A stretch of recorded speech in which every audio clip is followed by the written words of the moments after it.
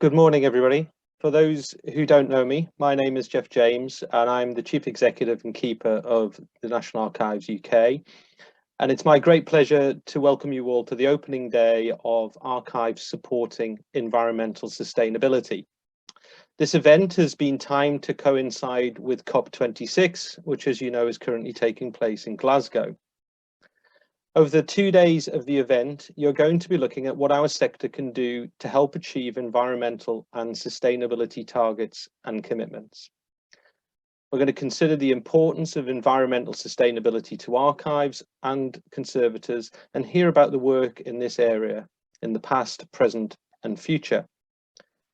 There will be an opportunity to share ideas and to take away tools to create positive change in your organisations. With the current global focus on climate change, there's never been a better or more appropriate time to discuss the action that our sector has taken and can take going forward. As the official archive of the UK government, at the National Archives, we take our role in safeguarding our collections for generations to come very seriously. And we're playing our part in delivering the government's sustainability targets, taking action to secure global net zero targets and keep 1.5 degrees within reach. As sector lead, we have a key role in leading and helping the archives sector. And this is reflected in our current vision, Archives for Everyone, where we consider how we need to adapt and mitigate our ways of working to secure the future of archival collections. Last year, the National Archives became a member of the Climate Heritage Network, a voluntary mutual support network of arts, culture and heritage organisations, committed to aiding their communities in tackling climate change and achieving the ambitions of the Paris Agreement. In 2020, we also published our Sustainability and Climate Action Statement, which shares our commitment to reducing greenhouse gas emissions to net zero by 2050, if not earlier. As you'll hear this morning, we've been working hard to significantly decrease our carbon emissions for over 10 years, and we continue to challenge ourselves to reduce them still further. We recognise that environmental sustainability is just one facet of a sustainable future and that partnerships are crucial. And we know that the big challenges are best resolved through collaboration. With this in mind, I'm delighted to announce that we've partnered with the ICCROM's Our Collections Matter initiative. Led by the International Centre for the Study of the Preservation and Restoration of Cultural Property, Our Collections Matter provides an online toolkit of resources to enable cultural organisations to develop and align their activities with the 17 Sustainable Development Goals of the UN 2030 Agenda. You'll hear more about this initiative later this morning. It's only natural to feel overwhelmed by a problem on the scale of climate change, but we're not starting from zero. It's important to recognise and to celebrate the work that's already being delivered. Today, you'll look at just some of the shared history and addressing environmental sustainability within the archive sector. You'll hear from representatives of a range of networks and initiatives focused on bringing about the further changes that are needed. Following today's event, you'll be asked to pause, to reflect on what working for environmental sustainability could look like for you and for your organisation. And this will help shape the table discussion on Wednesday. The final session on Wednesday will look to provide concrete examples and advice on actions that you can take forward. There's still a long way to go on the journey towards environmental sustainability, but I hope that attending this event will give you ideas and provide links to colleagues across the sector to share ideas and ways forward. So I'm delighted to hand over now to Georgie Salzedo, our Sector Development Manager for London and Business, who's going to be chairing the first session, sharing our history of supporting sustainability. Over to you, Georgie. Thank you so much, Jeff, for those warm words of welcome. And thank you all for coming. It's really wonderful to see so many of you on the call.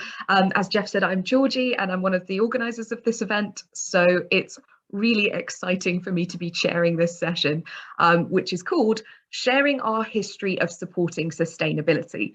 We've got 3 really interesting speakers lined up for the next hour in a session which will celebrate the previous work and provide important context for sessions moving forward. Now we're going to be taking questions at the end, so if you have those, please pop them into the Q&A box, which should be at the bottom of your screen. And if you have general discussion, which we'd love to see, I'm so glad to see you using the chat box already, please continue to do so and ensure that to all panelists and attendees is selected. Without further ado then, I will introduce our first speaker, who is Linda Romeril. She is the Archives and Collections Director at Jersey Heritage, with responsibility for the care and promotion of the island's unique archival and museum collections. She also acts as the official archivist for Jersey, appointed under the Public Records Jersey law. And she's going to be talking about Jersey Archive, which has 2 passively controlled strongroom blocks, the first completed in 2000 and the second in 2020. Her talk will focus on the performance of both blocks and lessons learned from the initial build, which I can't wait to hear about. So I'm going to hand over to you, Linda. Okay, thanks very much, Georgie. I'm just going to share my screen. Here we go. Okay, so good morning, everybody. As Georgie says, my name is Linda Romeril and I'm the Archives and Collections Director at Jersey Heritage. So my talk this morning is going to focus on our recent strongroom extension, but also more long-term our experiences in Jersey of passive storage. So in 2000, the Jersey Archive opened to the public, and this was Jersey's first purpose-built archive. It included a passively controlled strongroom block, demonstrating the island's commitment to sustainability. With over 600 years of records to store, and after the introduction of freedom of information legislation in 2015, the block filled up quickly. And in 2012, we started to lobby the states of Jersey for capital funding to build an extension. In 2015, 3.5 million for a new strongroom at Jersey Archive was included in the States of Jersey medium-term financial plan, and work started on site at the beginning of 2018. This is the original strongroom block you can see now. Planning for the new strongroom block gave us the opportunity to conduct an in-depth review into the environmental performance of the existing passive block, and to look at lessons we could learn and improvements that could be made when constructing a new passively controlled strongroom. The new strongroom block was completed during lockdown in 2020 and is also passively controlled. I just want to say before I start, there's quite a lot of charts, and the environmental data that I'm going to be referring to today and the annual conservation reports have been provided by our conservator Lisa Oldham. So I do want to thank her for painstakingly compiling the data from our buildings management system on an annual basis, because it's really useful, hopefully, as you'll see, and allows us to look at an overview of the data that we have and long-term trends.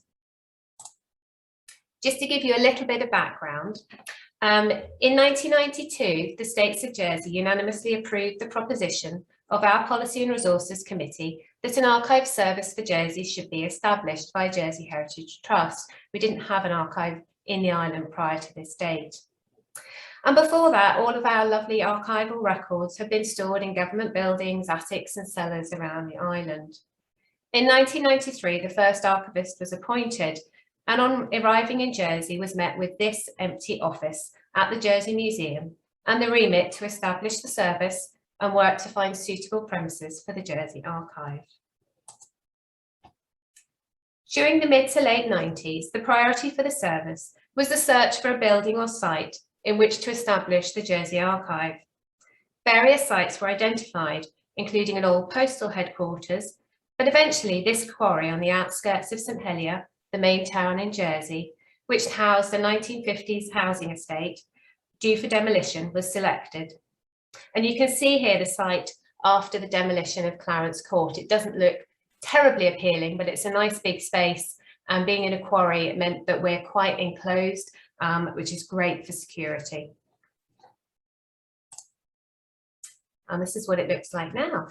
In 1998, work started on the Clarence Court site, and the Jersey Archive, as I've said, opened to the public in 2000. Denise Williams, who was the head of archives in Jersey during the 1990s, has written about the original brief for the archive building.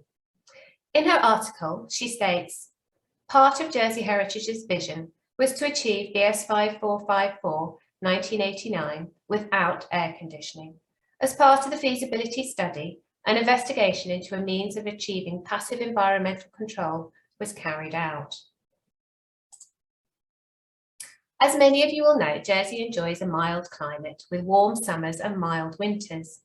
As an island, we do have a relatively high annual average humidity of between 80 and 84%, and summer temperatures can rise well over 30 degrees C. The study undertaken by O'Varrick and partners took account of the Jersey climate, and in their final report, they stated that when constructing the new archive, they looked to harness the passive moisture and thermal effects of building materials to the point where appropriate environmental conditions in the main strong rooms are almost entirely provided by the building enclosure. The study proposed a relatively tight, airtight box with the walls of the strong room made out of 400mm thick concrete blockwork on the inside of the room, with insulation on the outside of the structure. The insulation consisted of a vapour barrier or waterproof membrane added after 6 months of drying out time, which sealed the strong room block. Beyond the barrier was 100mm of thermal insulation and a 50 to 75mm ventilated cavity, allowing heat and moisture to be vented out. The strong room block includes 4 vents on each floor, which are controlled by our building's management system and allow fresh air to be introduced into the strong rooms when external conditions are appropriate. Each floor also has a low-level perimeter heating pipe to help maintain temperature above 13 degrees C in the winter months. When the original strong room block was constructed, BS 5454 1989 was the relevant standard for the storage of archival material. The engineers designing the system aimed for a stable temperature of between 13 and 18 degrees centigrade and a relative humidity between 55 and 65%. And in May 2000, the first archives were moved into the new strong room block. The location of the strong room block was also important, and this aerial photograph of the completed archive building shows the block was located away from the main body of the building, and hopefully you can just see it in the black circle there. This was partly to minimise fire and flood threats from the main building and things like server rooms and staff rooms, but it also ensured that the heat from offices and server rooms did not impact on the strong room block. Following the opening of the Jersey Archive in 2000, the States of Jersey passed Jersey's first public records law in 2002. The law gave Jersey Heritage and the archivist duties with regards to records management and the creation of retention schedules, as well as the maintenance of an archive repository to store and make accessible any material identified as archival that was over 20 years old. The law and the construction of the new building acted as a catalyst, and as you can imagine, in the first 5 years at Jersey Archive, our holdings tripled. By 2012, and with the prospect of implementation of the island's first Freedom of Information legislation in 2015, it was necessary to start to lobby the government for funds for an extension to the existing building. Additional funding was approved and planning for the new strong room block continued, with the planning application for the new extension submitted by BDK Architects in October 2016 and approved in January 2017. The following year, in January 2018, the project was ready to start on site. The plans for the new strong room block included the strong room, which was the main point of the extension, providing 588 square metres of storage space with mobile and outside shelving. We also included a new server room for storage of digital materials, increased loading bay space, a new quarantine room, new cleaning room, and additional office space. And as you can see from this plan, again, the strong room block was located away from the main office functions of the archive on the other side of the main body of the building. The feasibility study and planning stage for the new strong rooms allowed us to engage Chris Twin of Twin Sustainability and Innovation to review the environmental conditions in the existing strong rooms and make recommendations for improvements to the existing building to feed into the design of the new extension. Chris was on the project team for the original building, and we also worked with Chris Woods of the National Conservation Service to provide us with sector-specific expertise. And this is where we're going to get a bit technical and look at some graphs. The buildings management system put in place as part of the original build allowed us to measure temperature, humidity and the moisture content point of each strong room in the original block. Conservation reports from the early 2000s show that the strong rooms struggled to retain an RH of under 60%, as you can see here, without additional dehumidification. They also exceeded the top temperature range, reaching 25 degrees C on certain occasions.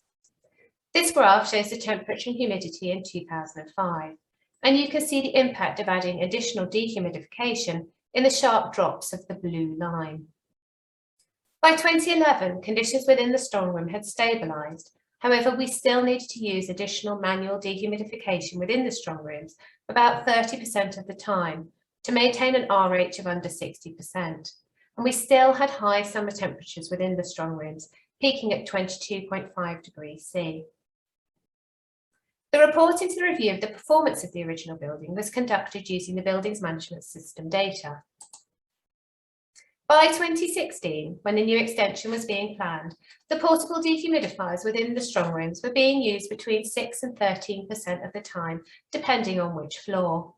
This compares well with use from 2012, which was between 8 and 20%. Using additional dehumidification, we were at this point able to remain under 60% RH 99% of the time across all floors. High summer temperatures continue to be more problematic, with the highest temperature of 23.1 degrees being reached on one floor in September 2016. This graph shows the first floor strong room in 2016, which did not exceed the 60% RH and recorded a maximum temperature of 22.8 degrees C.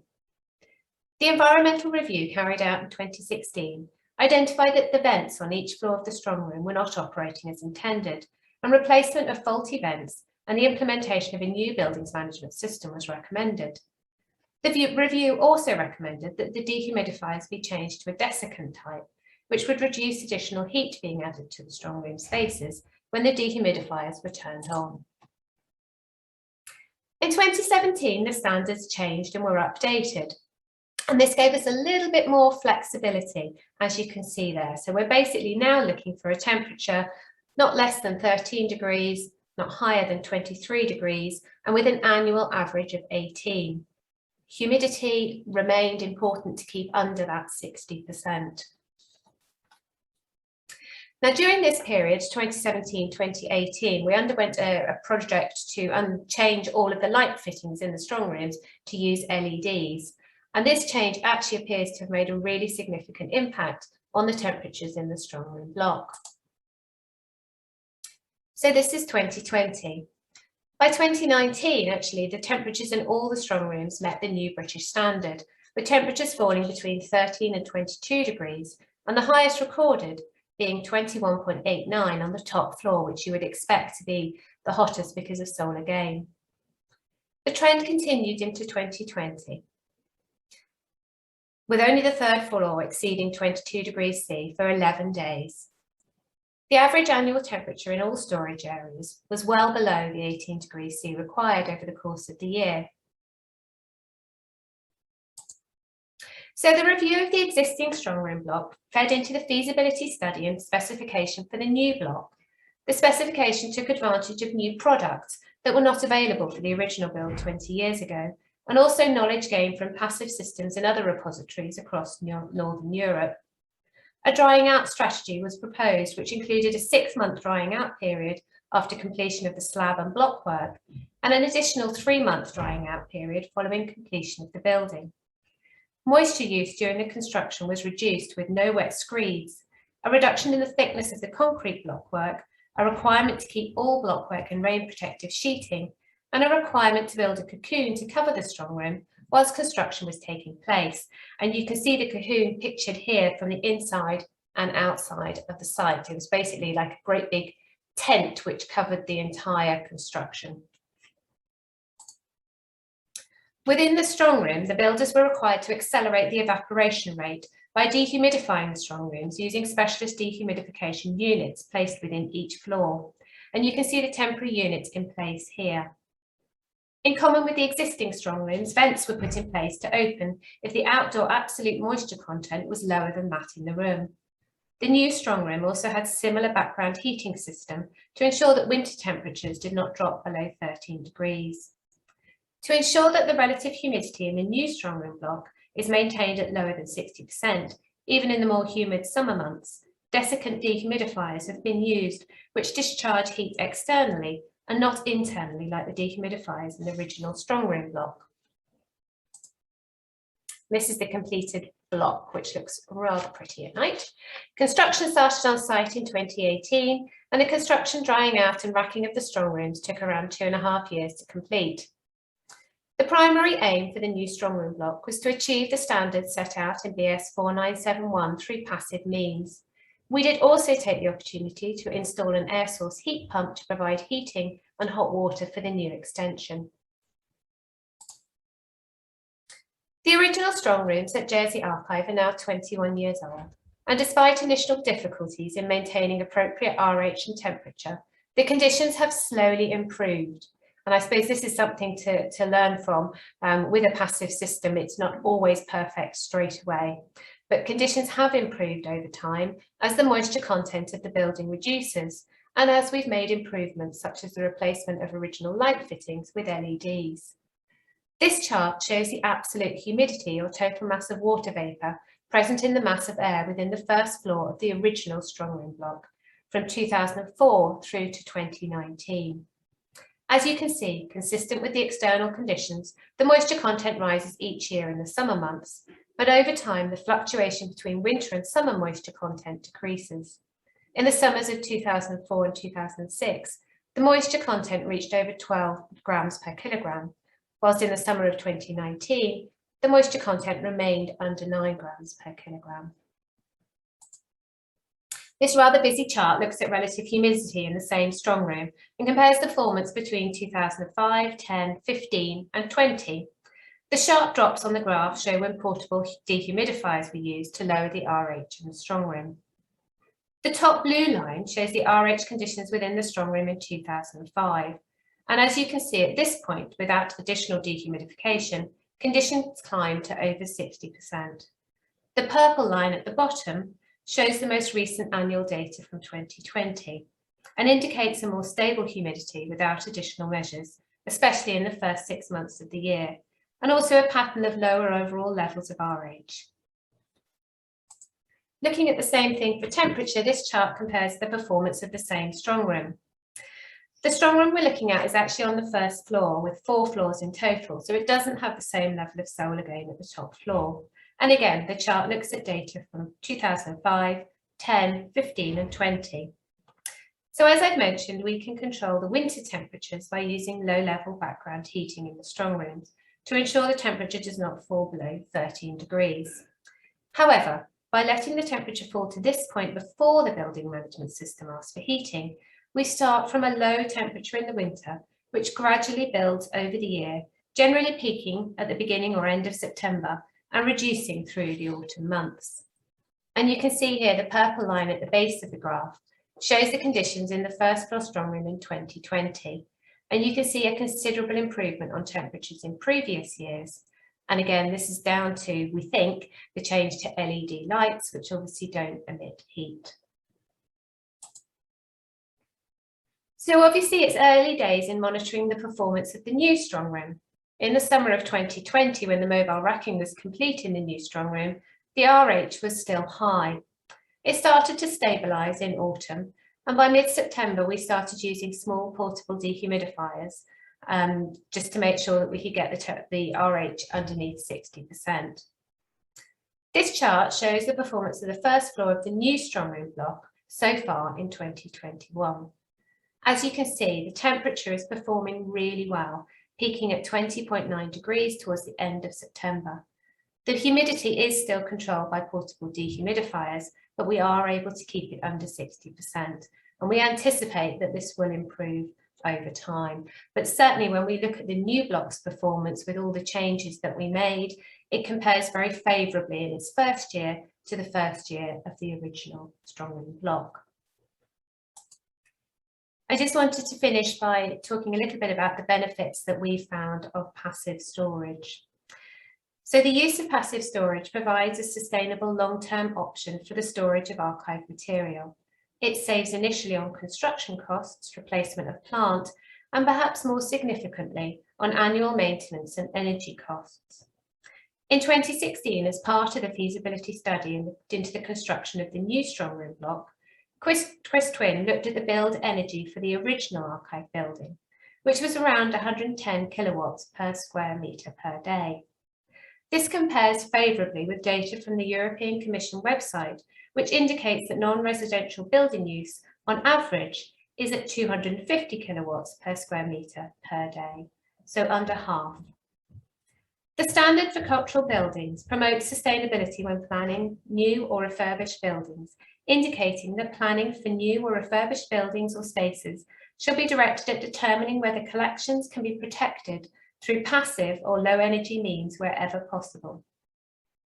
After 21 years of running a passive storage system and choosing the same type of system for the new Strongman block, we are happy that with close monitoring and some intervention, particularly in the use of dehumidification, we can meet the standards for environmental storage, and we can also contribute towards more sustainable archives for the future. Thank you very much. Thank you very much, Linda. That was really interesting to see the journey from the sort of very start through to now, and thank you for taking us through it. You've already got questions coming in, which we will be getting to at the end. But firstly, I will be introducing our second speaker, who is Sara VanSnick. Sara is currently the lead preventative conservator at the Victoria and Albert Museum. Prior to moving to the V&A, Sara spent 13 years involved in the environmental monitoring and management of the National Archives. So I will hand over to you, Sara. Thank you. Thank you.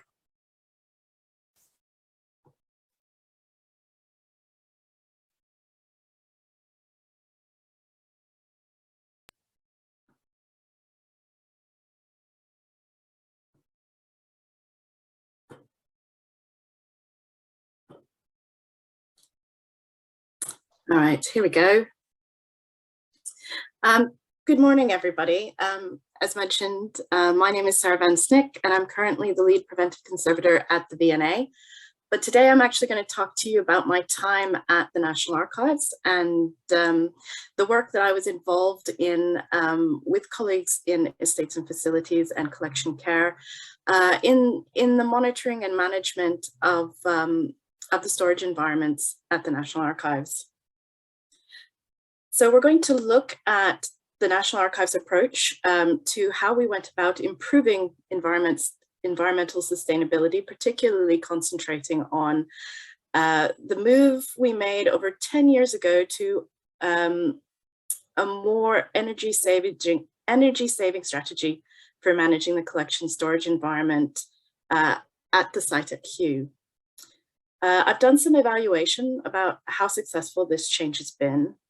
And I guess the title of this talk's a bit of a giveaway, but I do want to highlight also what kind of resources you need to have in place to tackle this kind of change, and some of the resources and approaches that are out there if you actually do want to take on this kind of change. So moving from a completely controlled single set point that you may be operating on now to something like seasonal drift, or to something like evening or weekend shutdowns of your plant when you're not there, that kind of thing. So let's start a little bit with some background. So in 2010, in partnership with the University College London, TNA undertook a project that's called the Building Environment Simulation. So this was a research project to create a computer model, actually, of our storage environments in what we call the Q1 building. So this is the older sort of 1970s brutalist side of the building. And we wanted to test different environmental management scenarios. There's been a lot of talk about this project previously over the years, and so there's lots of great resources available about this. So I'm not going to spend an awful lot of time talking about this project particularly. I can recommend the presentation to which I've taken the slides from, which is available online. And there's also some resources on TNA's own website in the podcast section, which I can recommend. I did think it was going to kind of be helpful to actually use this presentation to look back at why and how and what the expected outcomes of the project were. So I've actually borrowed some of the slides, and you'll see these here from my former colleague, Nancy Bell. And the project was very much seen as an evidence base on which TNA would meet its government-imposed sustainability targets, and as well as understand the sort of future needs. And on the back of that, make plans for capital investment for the building going forward.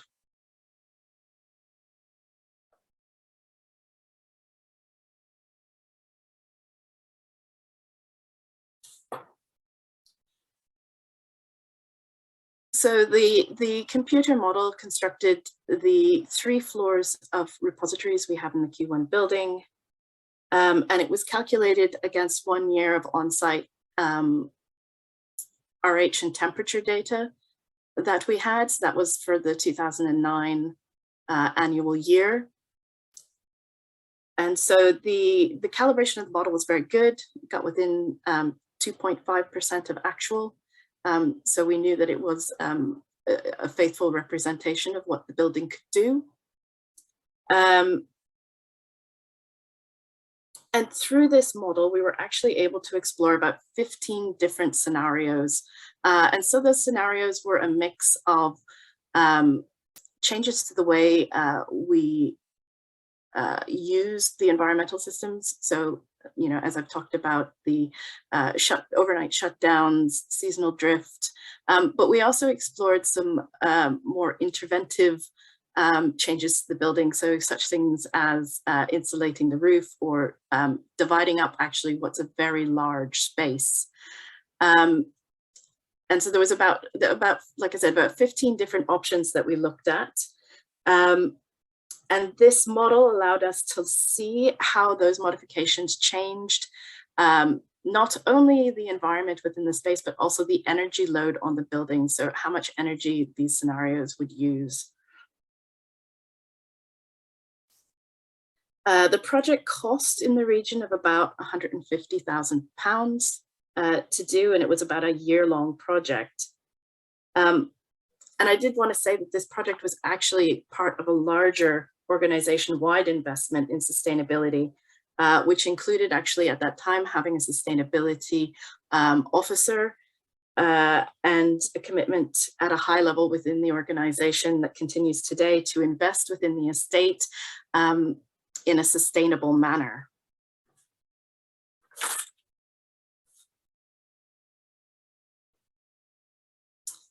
So the outcomes of this project basically still continue to inform the management and investment in the building that's currently run today. So we are currently running a seasonally adjusted set point that's slightly different than the outcomes you see on the slide here, which is we run about 35 to 56% RH and between 16 and 21 degrees C. And we power down the HVAC system Saturday night to Monday morning, as we're closed on Sundays, and overnight as well.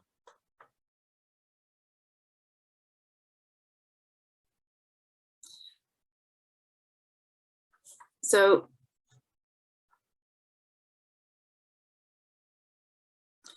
based on this, we've used this to inform where we're spending the money on the building. So we haven't spent it on some of these alterations we'd previously been considering. Instead, money has been invested in new chillers, boilers, combined heat and power, or CHP, and upgrades to the BMS. And these investments have also increased the energy efficiency of the organization, along with the other changes to the estate.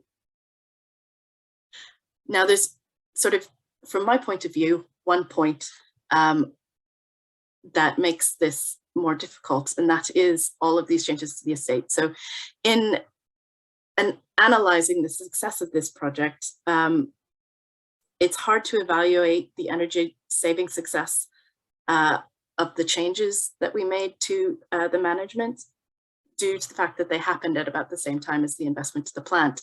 And the way energy is monitored, we can't split the two. So while I do want to say that the figures I'm going to show, they're organizational energy figures. They do make quite a powerful case for the sorts of changes that we've been talking about, but they are overall. So it's not just seasonal drift, it is all of this investment in plant equipment as well. It is things like changing LED lights. It is things like, moving to more efficient and effective toilets. So you have to see it within that kind of a context. So here you can see TNA's gas and electricity consumption over the past 10 years. So that's from financial year 2009-10 up until 2019-20, so just before the pandemic. So over these 10 years, we've seen a reduction in 66% in electricity and a 60% reduction in gas consumption at the Q site. So the majority of this was achieved by 2013-14, and which, as I said, is the point that seasonal drift and the evening and weekend shutdowns were in place across the Q site, but also the point at which most of the upgrade works had been implemented as well. There has been more recent upgrade works, so that you can see that we do actually continue to reduce energy use across the Q site. So here comes the interesting bit. So how much has this approach actually saved the organization?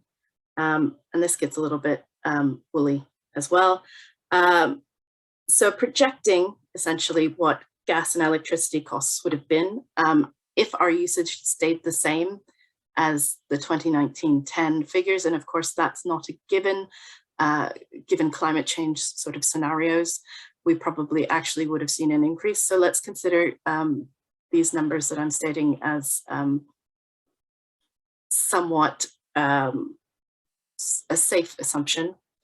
So you can see both the actual costs in the bar graph and then the projected costs as your lines for both gas and electricity here. So adding it all up, we're looking at a savings over the 10-year period of about 7.7 million.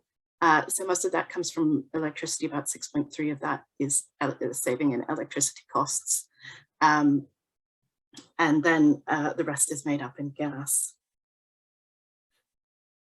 So the other side, everybody asks me, well, how much have you actually invested? You know, how much have you made after you've spent money in investing in the building? And figuring out exactly how much we spent is actually a little bit more difficult.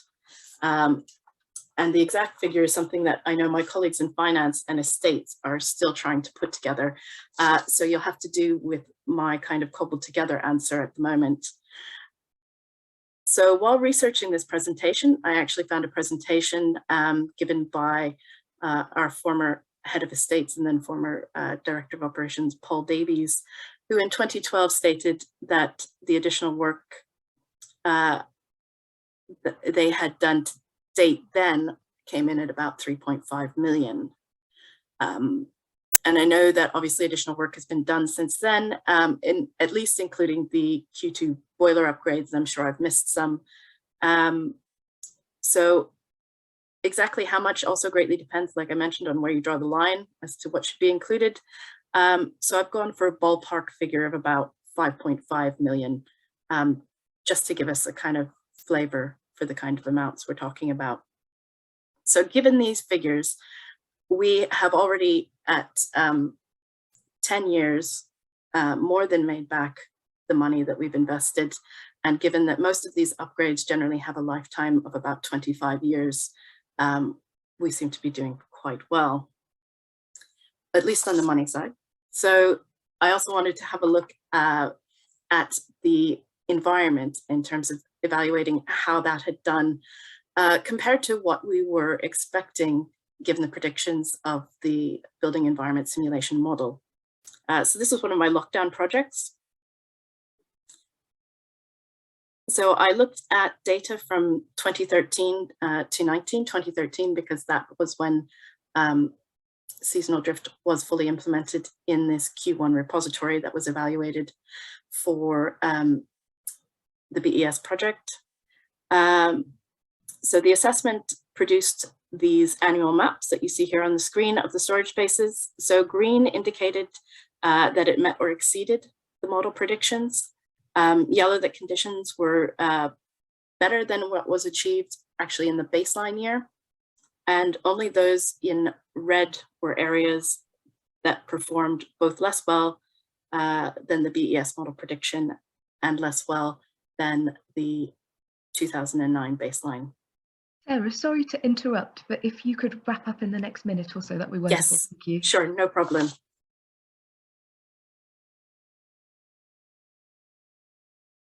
So there were only 2 years out of those that didn't overall perform as well as the others.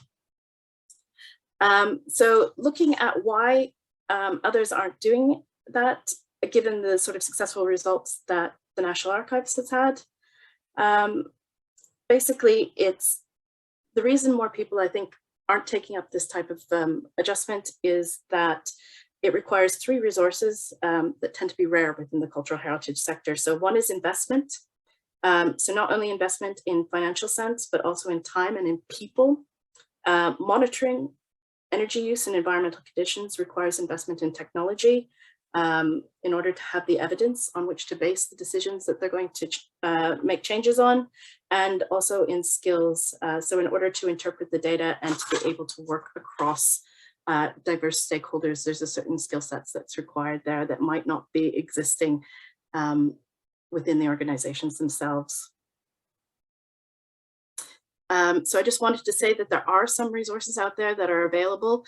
In particular, this one produced in 2017, which is IPI's methodology for implementing sustainable energy saving strategies in collections environments. And it looks at all of the different things that you can do with an existing HVAC system.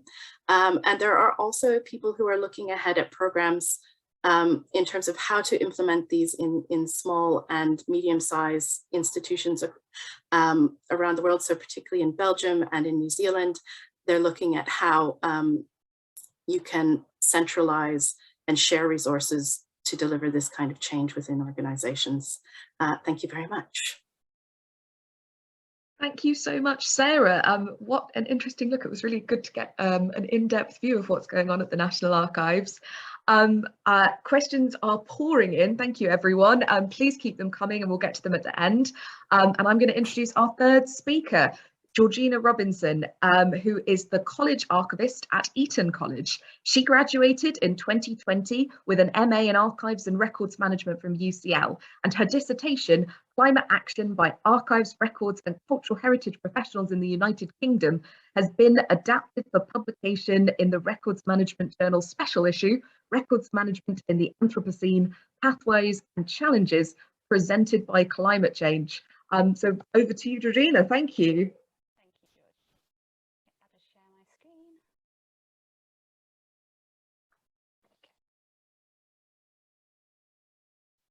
Okay, so good morning, everyone. Thank you so much for having me speak today. As Georgie said, my name is Georgina Robinson, and I'm a recent graduate. And I'm going to be talking a bit about my dissertation, which was on climate action and UK archives.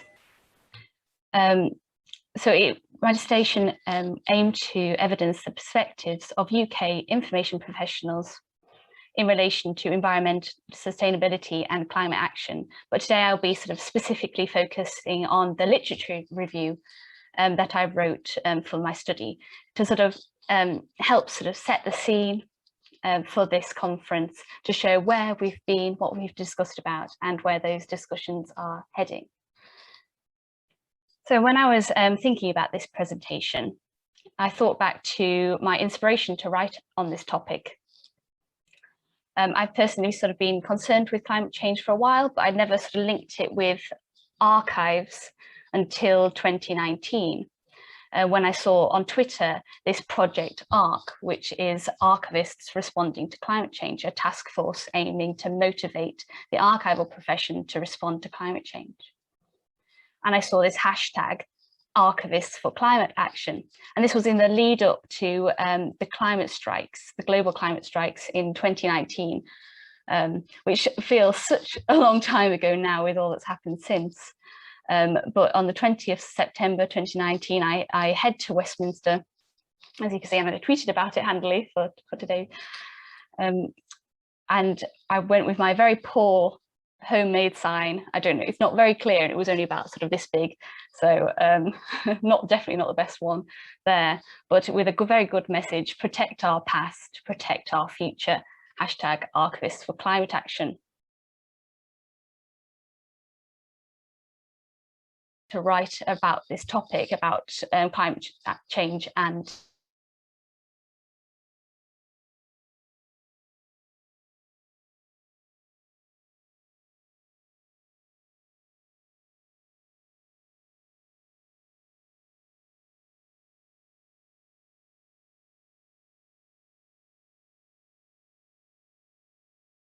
code of ethics, there is this professional responsibility, this duty to the environment, and it's listed sort of in between a duty to advocacy and a duty to CPDs, things that I've heard discussed much more in the sector than this duty to the environment.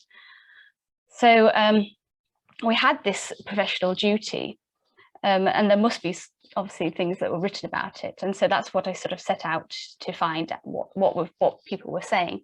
And of course there has been a lot written on the topic, but I thought maybe, as this duty actually says, insofar as it is within their power to do so, members should minimize the adverse effects of their work on the environment. I actually thought that caveat at the beginning, insofar as it's within their power, actually indicates that maybe it is difficult for archive professionals, information professionals, to actually act on this duty.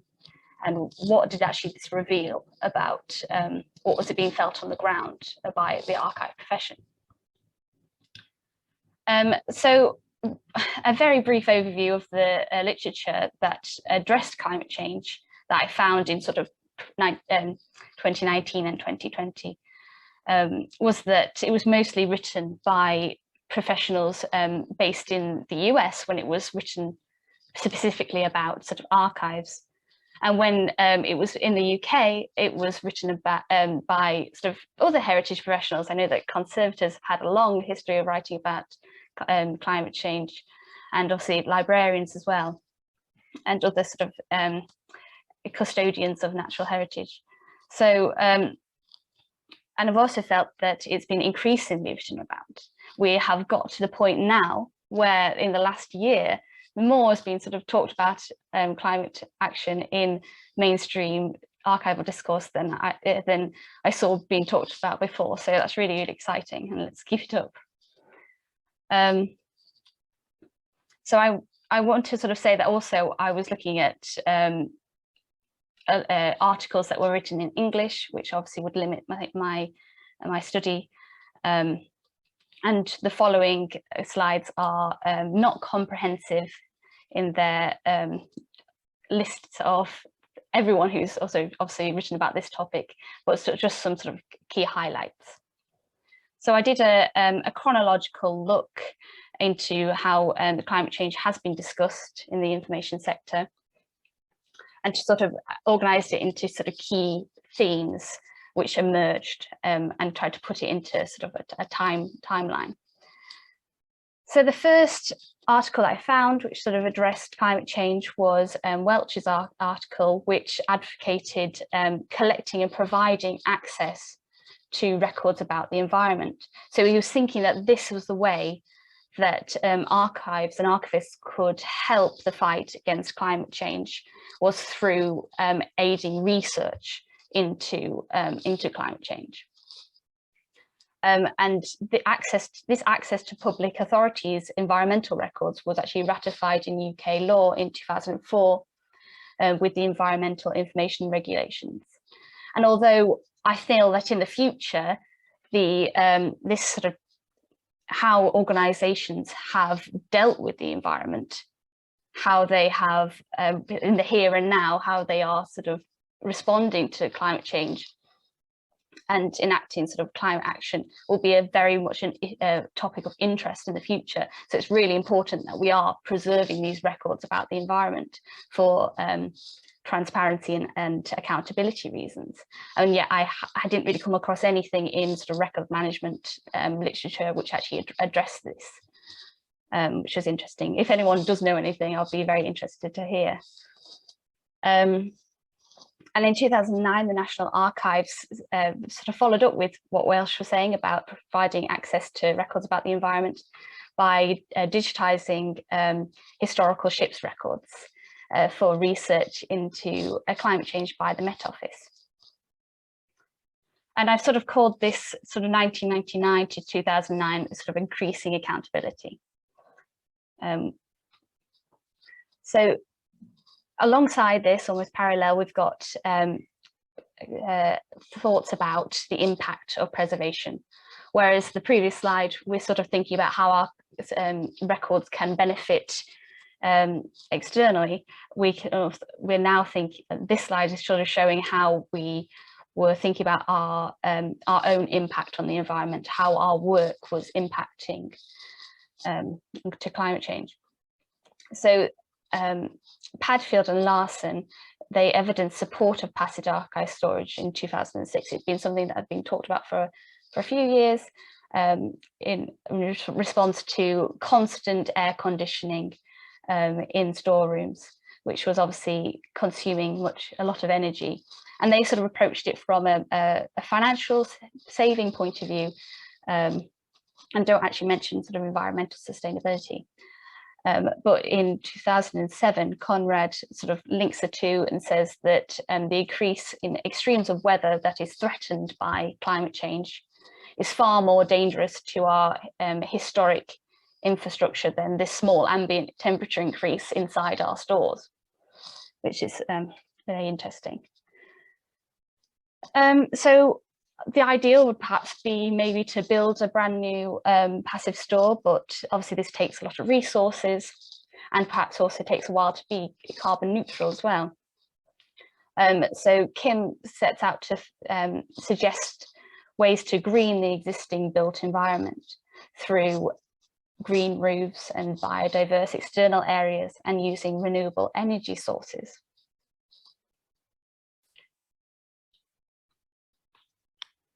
So what I've now put is the Green Archive movement, which I hope catches on, which is from sort of 2009 to 2020 and arguably still going on. We have this shift in focus. So Mark Wolf challenges the idea of just greening the built environment. He says that's not enough.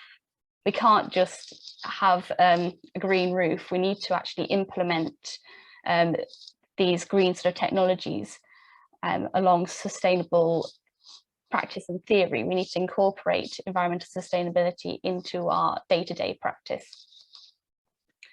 And Abby sort of reiterates this, saying that we should apply a sustainability framework, create tailored strategic plans that actually target an archive's individual carbon footprint. She said we should work out our archive's carbon footprint and tailor our strategies sort of accordingly, and so it will be unique for each archive.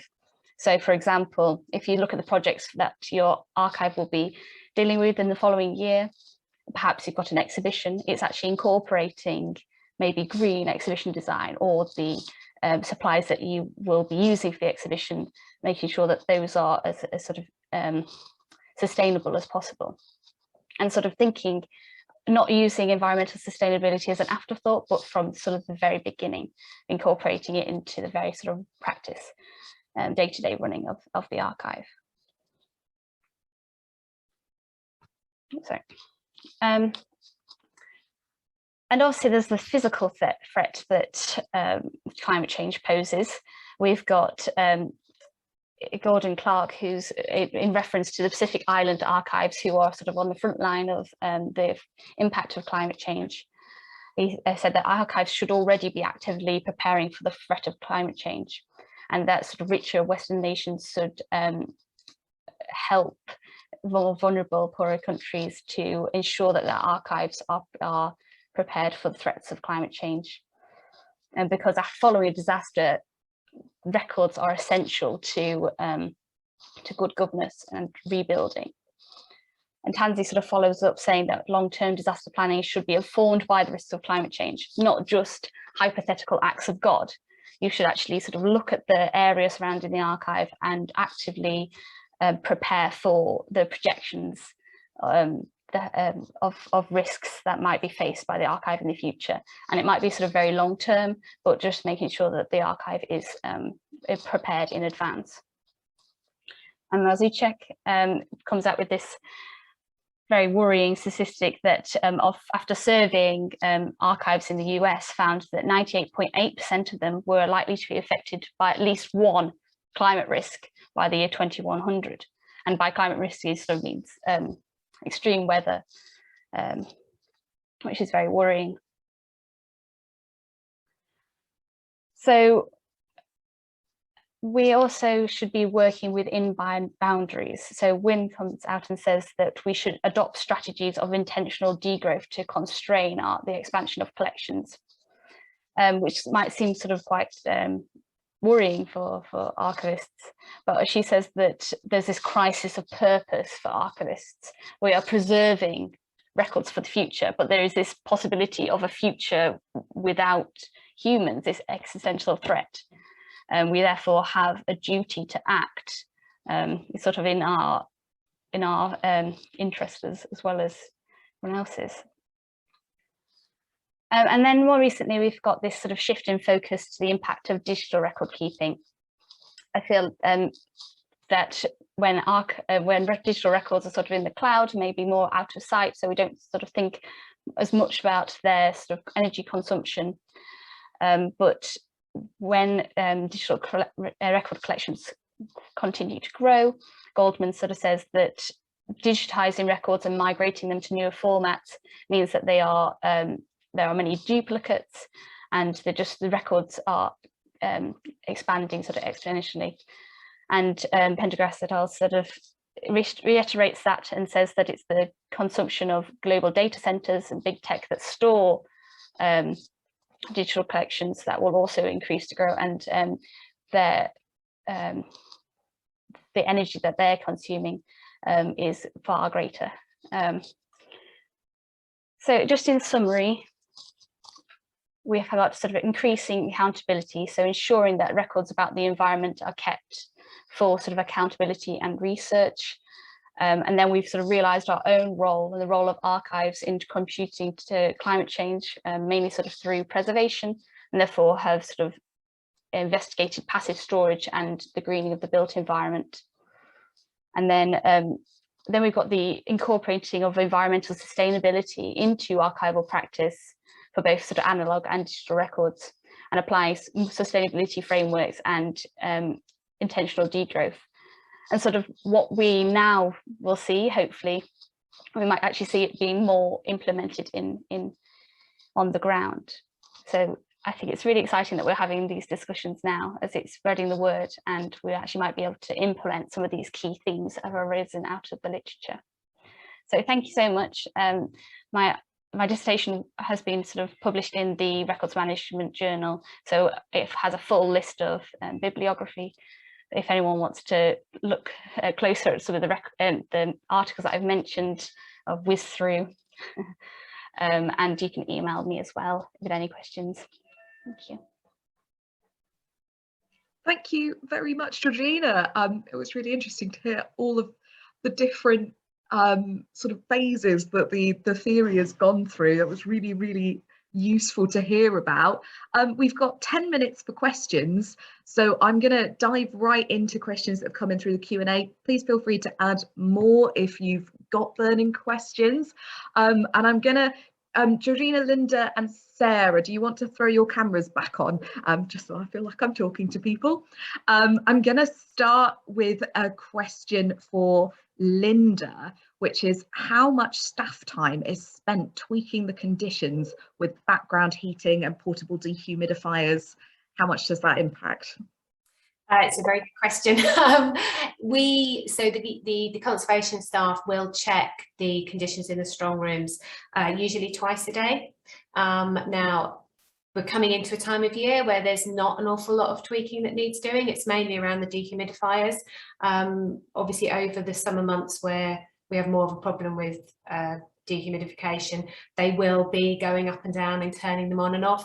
We could choose to leave them on over the summer months, but what we want to do is try and limit our use of them as much as possible. So they will only turn them on when we're approaching 58 RH. And then they go on for as short a time as possible and they go off again. So there is a staff investment, but I think for us it's important that we do that rather than just say come May, turn the dehumidifiers on and turn them off in September.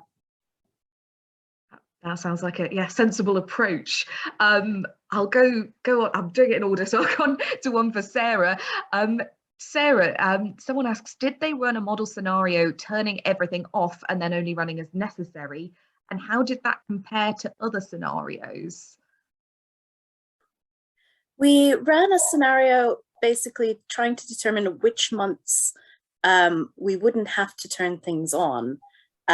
So we did find out that actually the building can maintain its own in April, May, and December. But we've never actually tried to do that. It is a rather risky enterprise, but it is technically possible, yes. Technically possible. We like that. It's always something for the future. And I'm going to ask a question to Georgina. So your talk focused on the literature review, and obviously you've got your article, which I'm sure covers some of this, but could you provide a quick overview of what some of your findings were?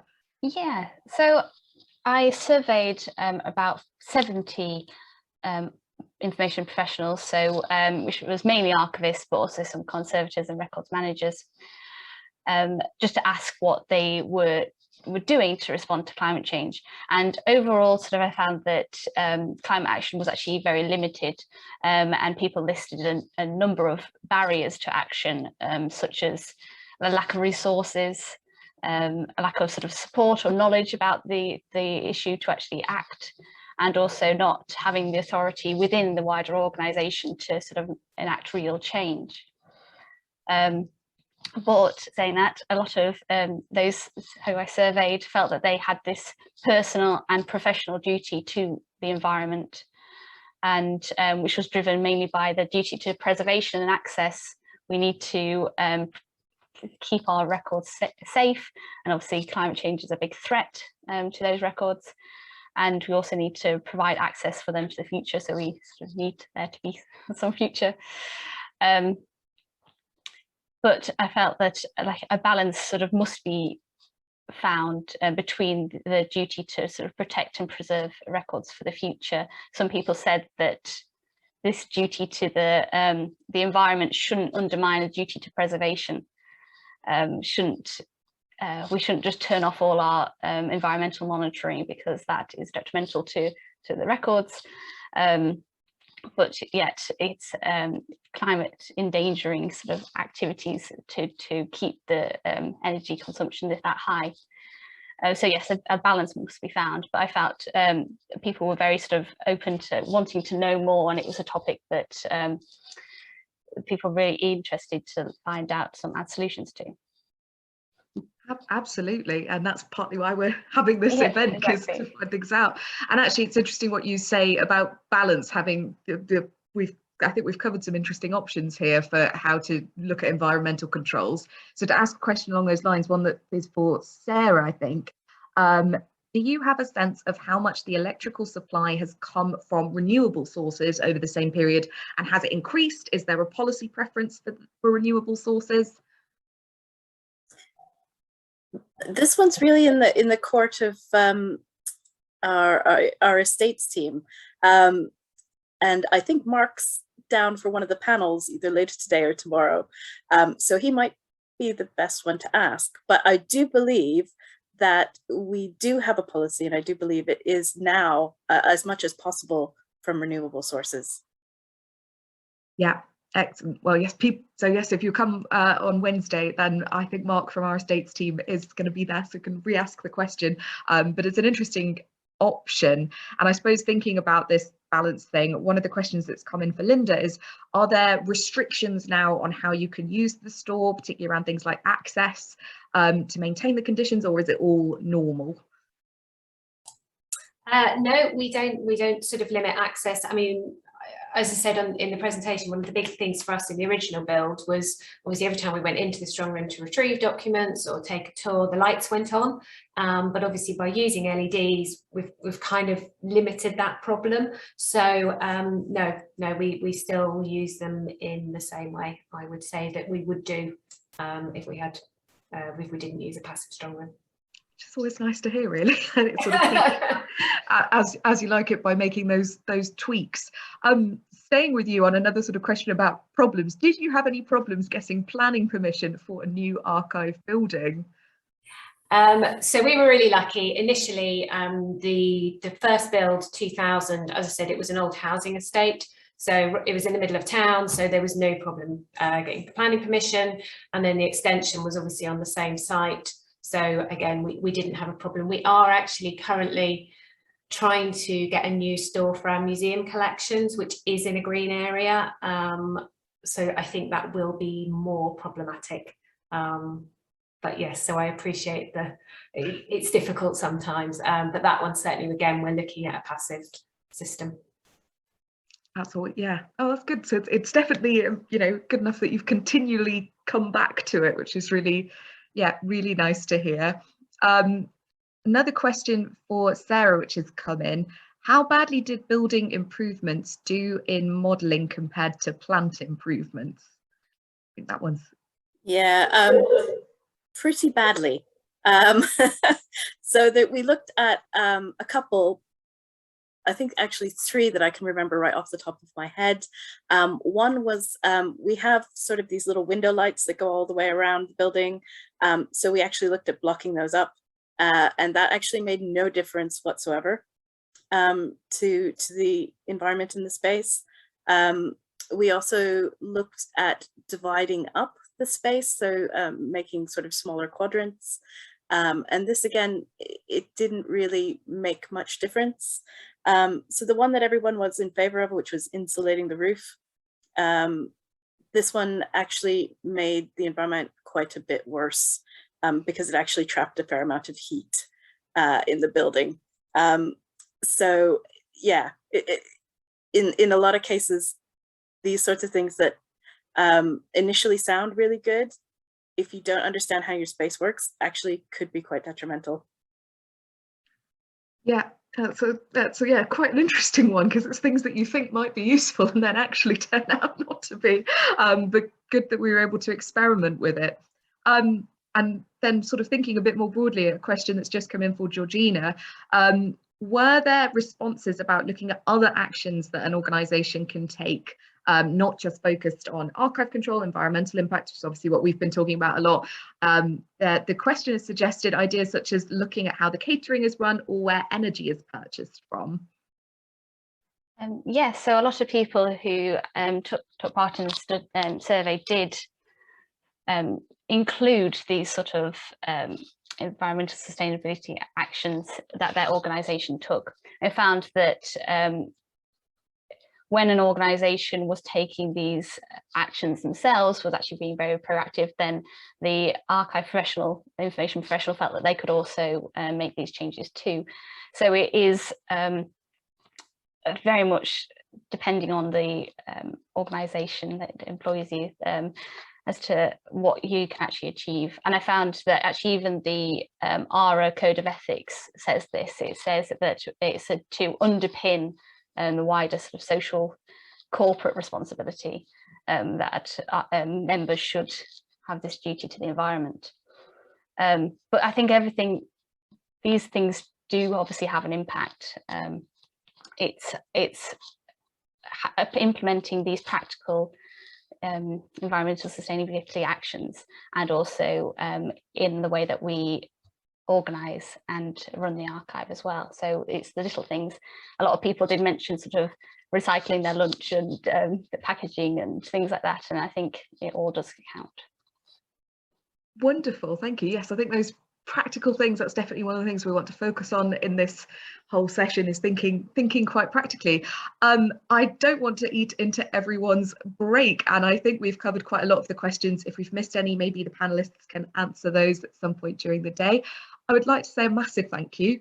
That was really engaging. I feel like we've got a really good scene set for everything, and thank you for answering so many questions and for opening our conference so successfully. We will now come back after a 20-minute break, which will be on the same link, so feel free to just stay here and go and have your cup of tea, and we will be back at 11:30 for session 2, which will be chaired by Jenny Bunn. I really look forward to seeing you all then, and thank you again to our speakers. Goodbye for now, for 20 minutes.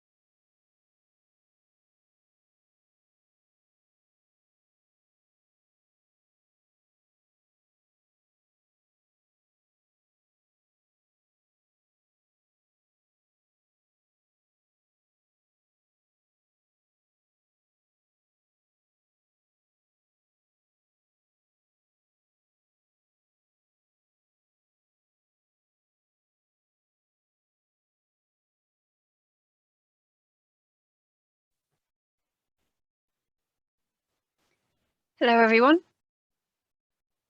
and welcome back to the first morning of our Archive Supporting Sustainability event. My name is Jenny Bunn. I'm the Head of Archives Research at the National Archives, and I'm very happy to be welcoming you back to this session on collective action for change. As Jeff said at the beginning, and as we saw in our first session, we are not starting from zero, and that we do have a shared history of addressing this issue, and many people have been taking action in this area for a long time. In this session, we're going to hear from a number of networks and initiatives from which we can learn and in which we might wish to participate. So we're going to have 4 speakers. Each person is going to speak for about 8 minutes, and then we will have Q&A at the end.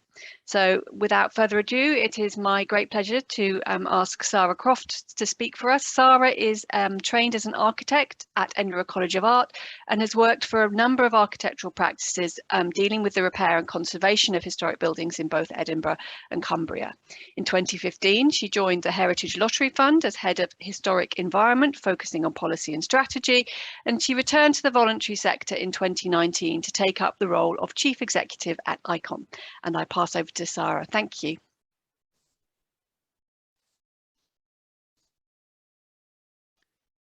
Right, hopefully you, in a sort of double trouble fashion, you can now see 2 of me and you have my opening slide. Good morning, everyone. As I said, my name is Sara Crofts. In the interests of full disclosure,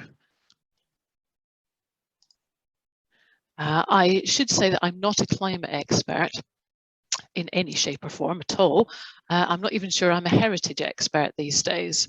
Instead, I am in charge of a small cultural heritage organisation, by which I mean ICON, the Institute of Conservation, and a hello particularly to members who I know are in the audience today.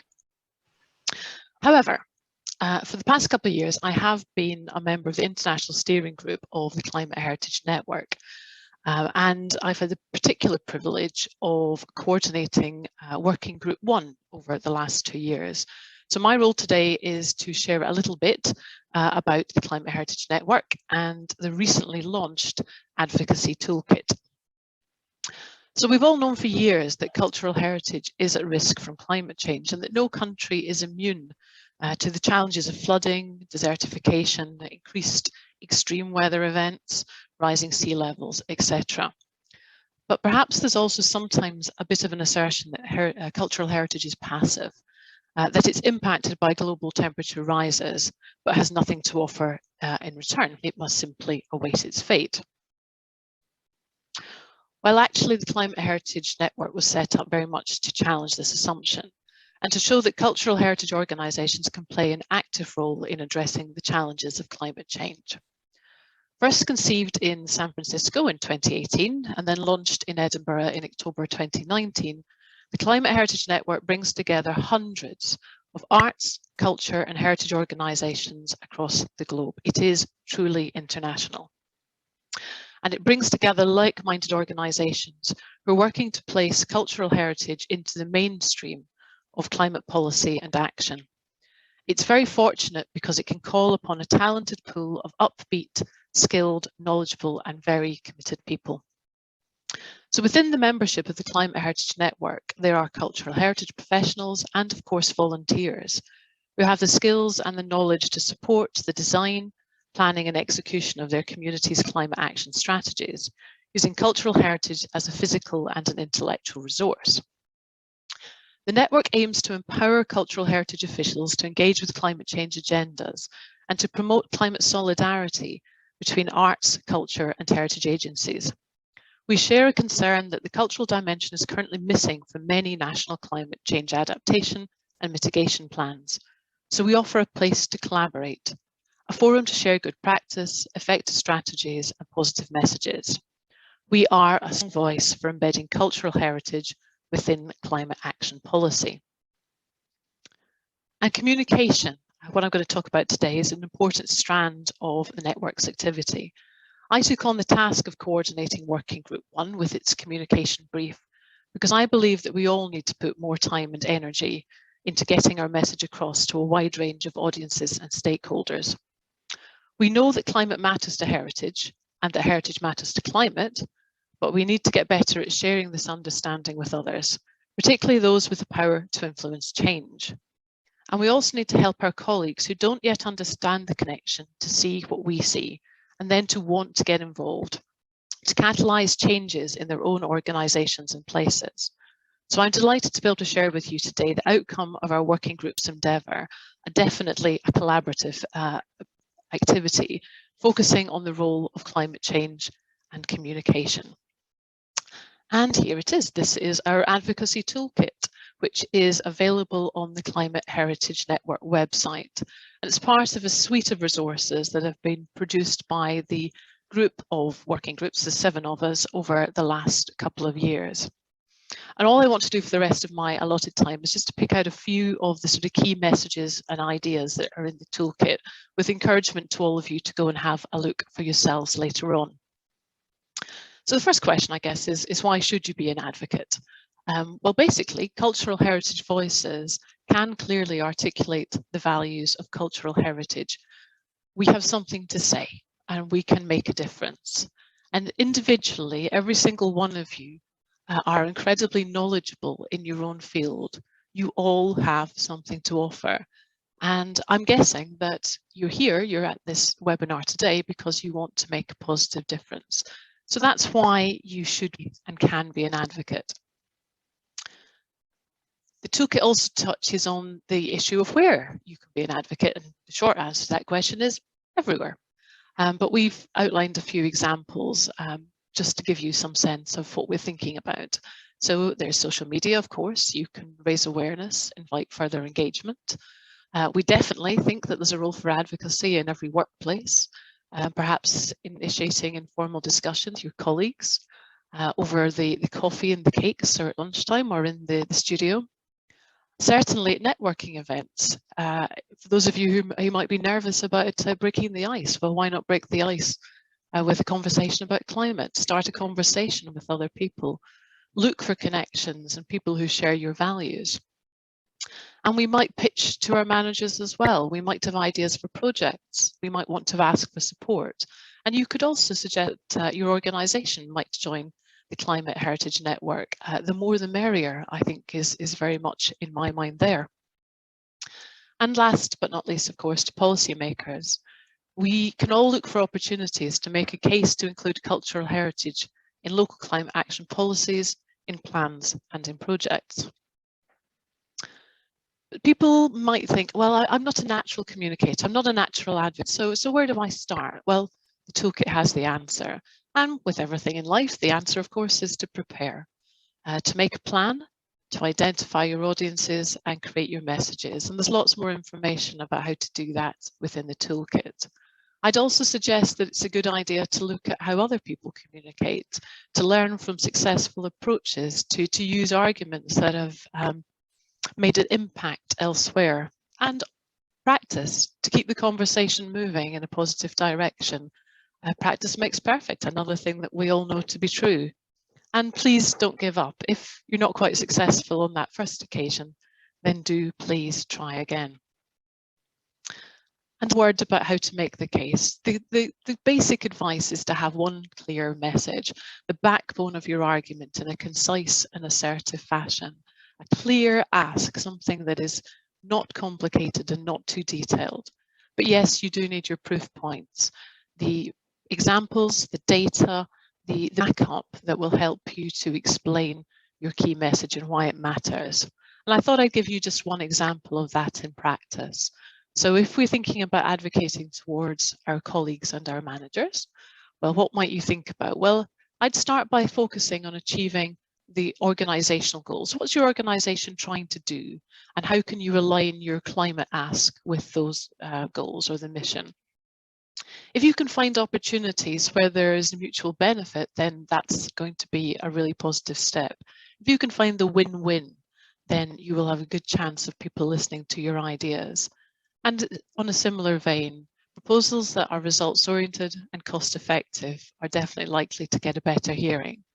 So thinking about perhaps how you integrate a climate element into current projects or current areas of work, rather than necessarily always starting something new on a blank page. And just to finish with, of course, there is the what next. Cultural heritage has a role in supporting climate action. Absolutely, incontrovertibly, this is true. We should be part of those conversations and those activities. Everything and every place has a climate story. You know that about thinking about your own collections, your archives, the artifacts that you look after. And we can help to tell the stories. And my final point, very simple one. Absolutely anyone can be an advocate. And I hope that what's in the toolkit will give you the knowledge and indeed the confidence to do so with passion and commitment and indeed impact. So go out there and spread the climate cultural heritage word. Thank you. Thank you, Sara. Thank you so much for that call to arms almost on advocacy. That's great. We're now going to hear from José Luiz Pedersoli, who manages the Strategic Planning Unit for ICCROM, which is the International Centre for the Study of the Preservation and Restoration of Cultural Property. José has a background in polymer chemistry and paper-based conservation and heritage, and has a portfolio of projects on collections, risk management and sustainability. So over to you, José.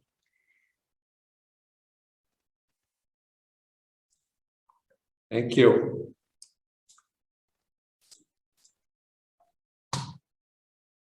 Dear colleagues, warm greetings from Rome. I hope this finds you well in the still challenging times of the COVID-19 pandemic. I wish to thank the UK National Archives for the opportunity to take part in this conversation with you today. ICCROM is an intergovernmental organization working in service to 137 member states, which you can see highlighted in blue on the map, to promote the conservation of all types of cultural heritage in every region of the world and for the benefit of all people. We are very proud to have the UK as one of our member states since 1968. For more detailed information about ICCROM's activities, please have a look at our website. Our world faces many serious challenges: climate change, loss of biodiversity, inequality, and intolerance. Without action, people and nature cannot thrive. What is the role of archives and the archival collections in this critical transformation towards a sustainable future? Research conducted by ICCROM indicates that archives and other collections-based organizations around the world have already started to tackle this issue. They typically address sustainability by trying to reduce their environmental impact. Energy consumption and waste generation are key targets with inevitable implications for collections care, be that climate control, transport, storage, or display conditions. The resulting ethical dilemma in current conservation practice is determining what is good or bad for collections versus the natural environment. Which takes priority? What's the ethical position regarding the care of collections? Can it be done without harming the planet? While these environmental initiatives are rightly applauded, archives have untapped potential to contribute more towards improving social cohesion, human rights, climate action, livelihoods, and well-being. We know that to realize a fully sustainable future, more must be done to change people's mindsets and behaviors. How then can our archives use their collections to support this effort for the betterment of society as a whole? This question inspired the launch of ICCROM's Our Collections Matter initiative in 2020. Its goal is to accelerate, increase, and amplify activities that support sustainable development within the context of collections-based work. That means empowering organizations in charge of heritage collections to make a genuine difference in the global race to address pressing environmental and social issues. By providing effective tools and training, Our Collections Matter will support transformational change through collections-based work. Archives and other organizations in charge of heritage collections will not only be better informed and equipped to decarbonize their operations, but also, and perhaps more importantly, to better support and positively influence their communities of users. Conservation has a central role to play in this process by ensuring that collections are in good condition, accessible, and ready to use. By approaching the care and use of collections from the broader ethical standpoint of sustainable development, we can rethink our role as a sector and make meaningful change. Through sustainability literacy, our reasons for caring for collections and developing methodologies and guidelines to sustain them can be realigned to maximize the long-term benefits, not only for the planet, but also for people, prosperity, peace, and partnership. Our initial focus since the launch of Our Collections Matter has been the development and field testing of a web-based toolkit, whose landing page you can see on the screen. Here at the top, you can see the web address of the toolkit. Users can find relevant tools by filtering their search through the 5 Ps of sustainable development, or by the 17 Sustainable Development Goals, or SDGs, or even by their 169 individual targets. For those who are unfamiliar with the SDG framework, the toolkit is also organized according to concise, sustainability-related actions, making it an ideal starting point for any professional or organization seeking information, instruction, or simply inspiration. Currently, there are over 200 tools available, all of which are open access. This list will continue to grow as new resources are identified and developed, and as we learn more about the needs of users and the opportunities within the heritage sector and beyond. I'm also here inviting everyone here who's working with practical tools or developing new tools to get in touch and let us know about these tools so that we can eventually include them in the toolkit. What makes the toolkit especially innovative is the concrete way it connects individual resources to specific sustainable development targets. This includes sets of dedicated indicators developed by the project team, which collections-based organizations working with a particular tool can use to measure and report on their contributions towards related SDG targets. On screen is an example of a tool addressing decolonization. You can see all the relevant SDG linkages and targets towards the bottom. And here on the right, an example of Our Collections Matter indicators for one of the targets. So for each one of the 169 targets, we have developed such sets of indicators. Here you can see examples of tools specifically dedicated to archives, addressing not only environmental, but also social and economic spheres of sustainability. And in the toolkit, there are several other tools that are generic in purpose and apply, of course, to archive and archives collections as well, such as life cycle assessment of materials used in preservation, disaster risk reduction, etc. Starting next year, training on sustainability literacy and other relevant contents and skills to effectively connect collections-based work and the various spheres of sustainable development will take place. All this work has been made possible thanks to a strong coalition of international partners, including the UK National Archives, which we hope will continue to grow in the future on the true spirit of SDG 17 for partnership. It's only through such strategic partnerships that we can effect positive change worldwide, working together as a sector. ICCROM is committed to support its member states and the heritage professional community in contributing to a sustainable and thriving future through collections-based work. Putting collections care in the bigger picture is essential, as well as working together to effect change as a sector. This involves reassessing not only how, but also why we care for our collections, and realigning our efforts to maximize long-term benefits for people, planet, prosperity, peace, and partnership. We invite everyone to join us in this collective journey to transform our world through heritage. I thank you for your attention.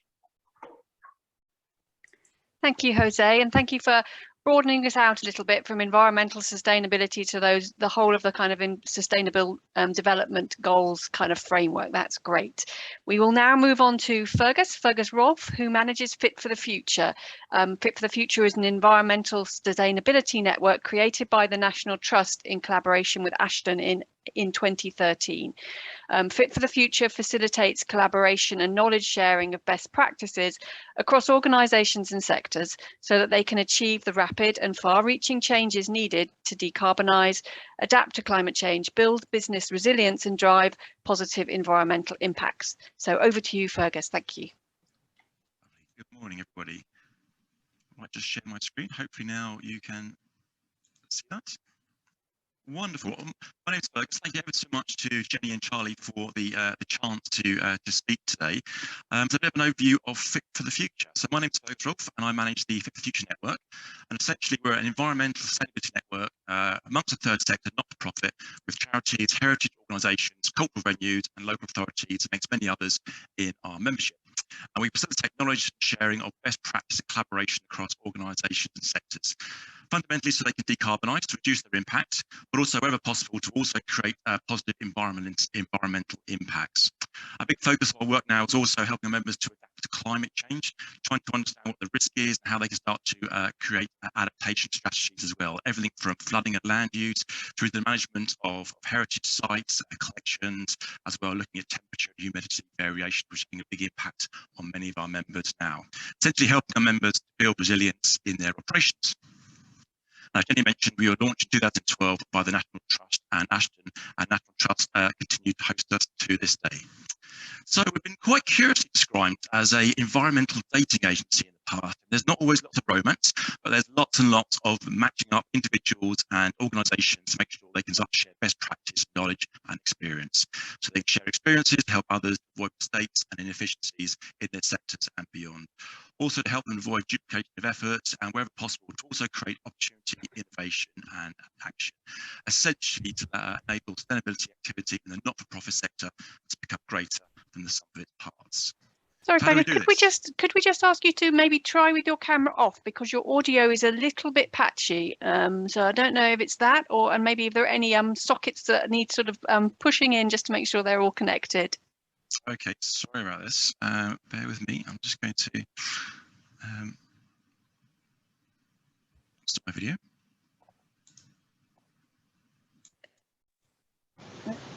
Oh, no. Okay, how's that? Is that any better at all? Oh, yes, that's a lot better. You're much clearer now. Thank you. Okay, apologies for that, everybody. I will now get back to where I was.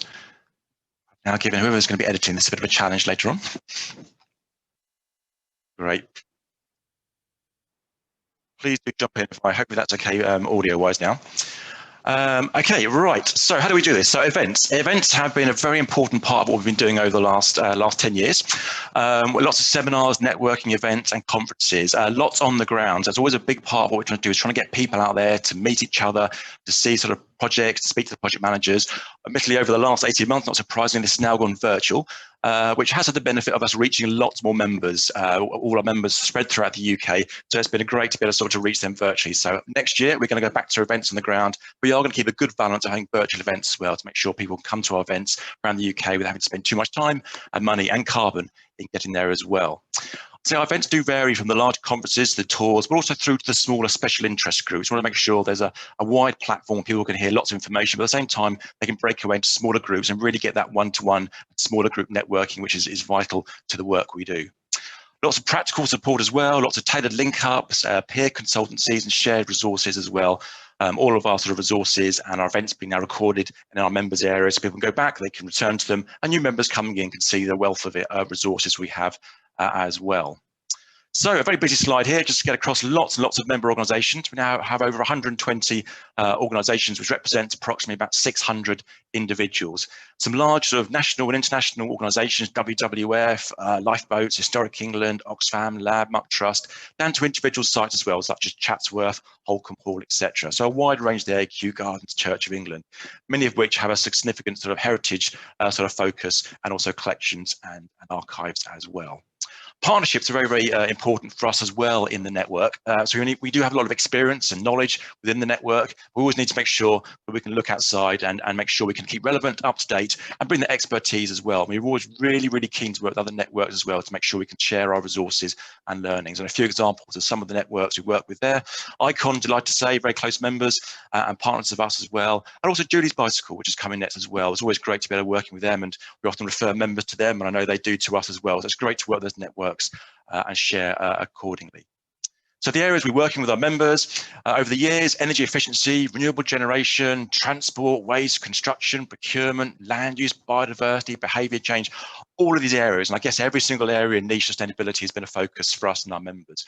I'd say over the last couple of years, a key focus has been perhaps getting all these areas under one umbrella and looking overall at strategies for sustainability, and not surprisingly, net zero targeting has come into that. But it's been great for us to be able to create a framework for putting all these little niches of sustainability under.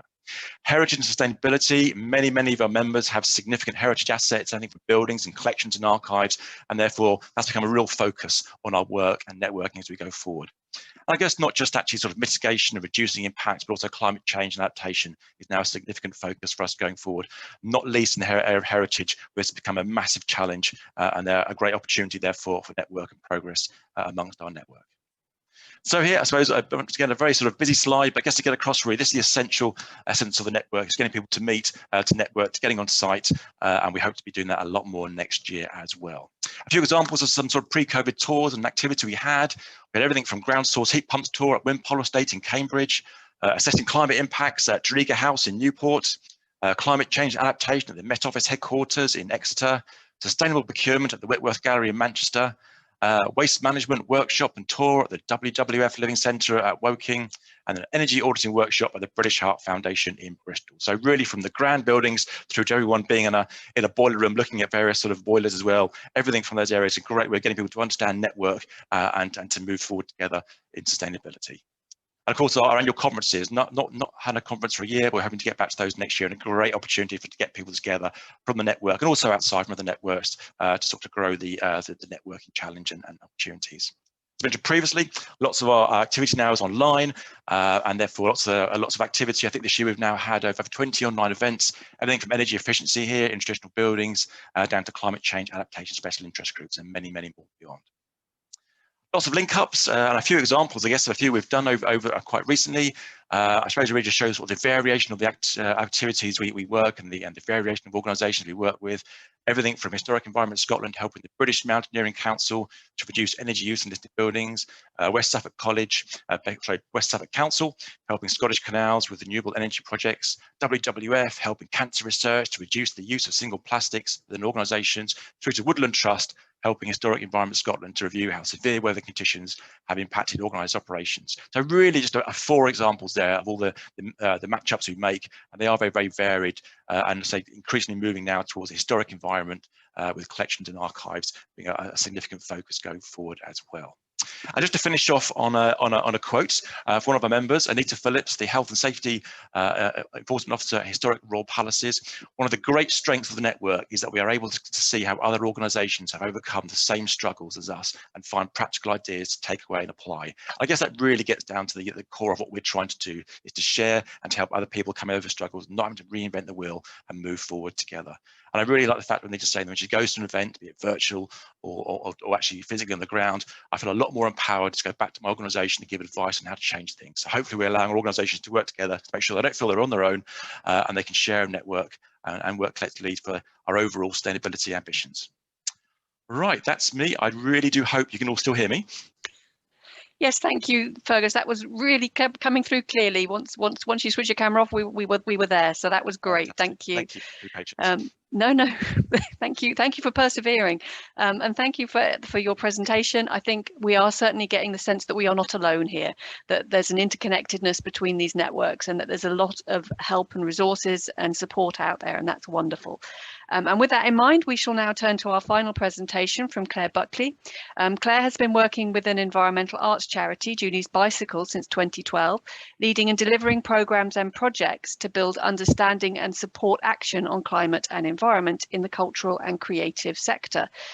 Before joining Julie's Bicycle, she worked as an in-house environmental manager at The Guardian and as an environmental management consultant for a range of private and public sector organisations in Austria, Germany and Belgium. And so over to you, Claire. Thank you. Thank you, Jenny, and a big thanks to the National Archives for inviting us to be part of today's session. It's fantastic to be here with some great networks who we already know, and also to hear about the fantastic work which has been done by individual organisations. I'm going to just say a few words about Julie's Bicycle and who we are. We are a non-profit organisation powering climate action and environmental action across the creative and cultural community.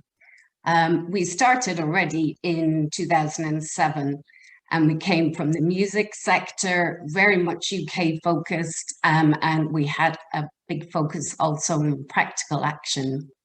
And today, 14 years later, things have changed a lot.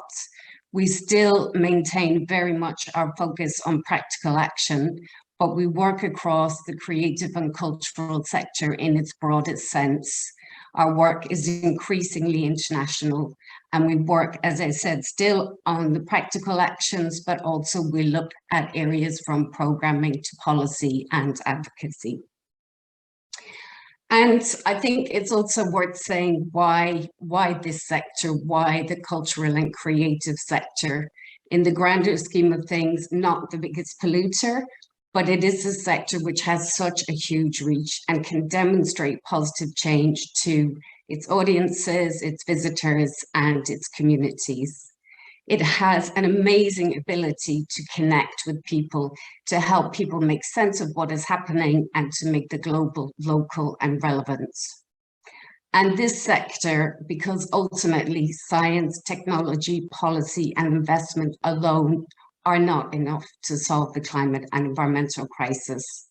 The climate crisis, the environmental crisis, it's a cultural crisis, and we need hearts and minds and a cultural shift if we are to protect what we love and to survive, not just survive, but also to thrive. So a few words on our key objectives. We want to see arts and culture, which is net zero carbon and restoring nature, which is inspiring public action, and which is championing environmental justice and fairness. And what we actually do, so we work in different ways. We work with individual organizations supporting change across the board, looking at new environmental policies and strategies, to training and leadership programs such as our Creative Climate Leadership Program. We work to support sector transition from our tools and research, which provide data and evidence on impacts and progress, to our partnership with Arts Council England to deliver their environmental program, which has been running since 2012. And we also work on policy. Sara mentioned earlier that the cultural heritage and the cultural voice has been missing from the climate debate too much. We have an increasing focus on policy and working on how cultural policy can drive environmental action, and also on the role of culture in cities on climate action. And in this area, we work with different organizations from the British Council to the World Cities Culture Forum to make sure that the voice of culture is heard and also used. So This is a graph I just wanted to show, which shows essentially emissions and temperature rise since the mid-19th century, the beginning of the Industrial Revolution. And it shows that we have gotten to a 1.2 degrees Celsius rise in temperature. That's where we're at today. And it shows trajectories for an increase in global temperatures to the end of this century. And I just want to show this graph to make this key point, that we know that what we do now really, really matters. We need to act as fast as we can, and we need to bring emissions down as soon as we can. And we need to apply this thinking of 1.5 degrees to everything we do, to our decisions and to our actions. And we all have a part to play in making this happen. And we've heard and seen some fantastic examples of what is happening within your sector. I'm really thinking about what are the key things which you can do as a sector. There are many things which you can do, but I've just really focused on 3 things here. The first thing is get to grips with your energy, the boring stuff, energy monitoring, measurement and management, where your energy is coming from, what you're using it for your buildings, to care for your collections, and do it together. I think we have seen the experiences there, the great examples are there. Come together, you don't need to start from scratch.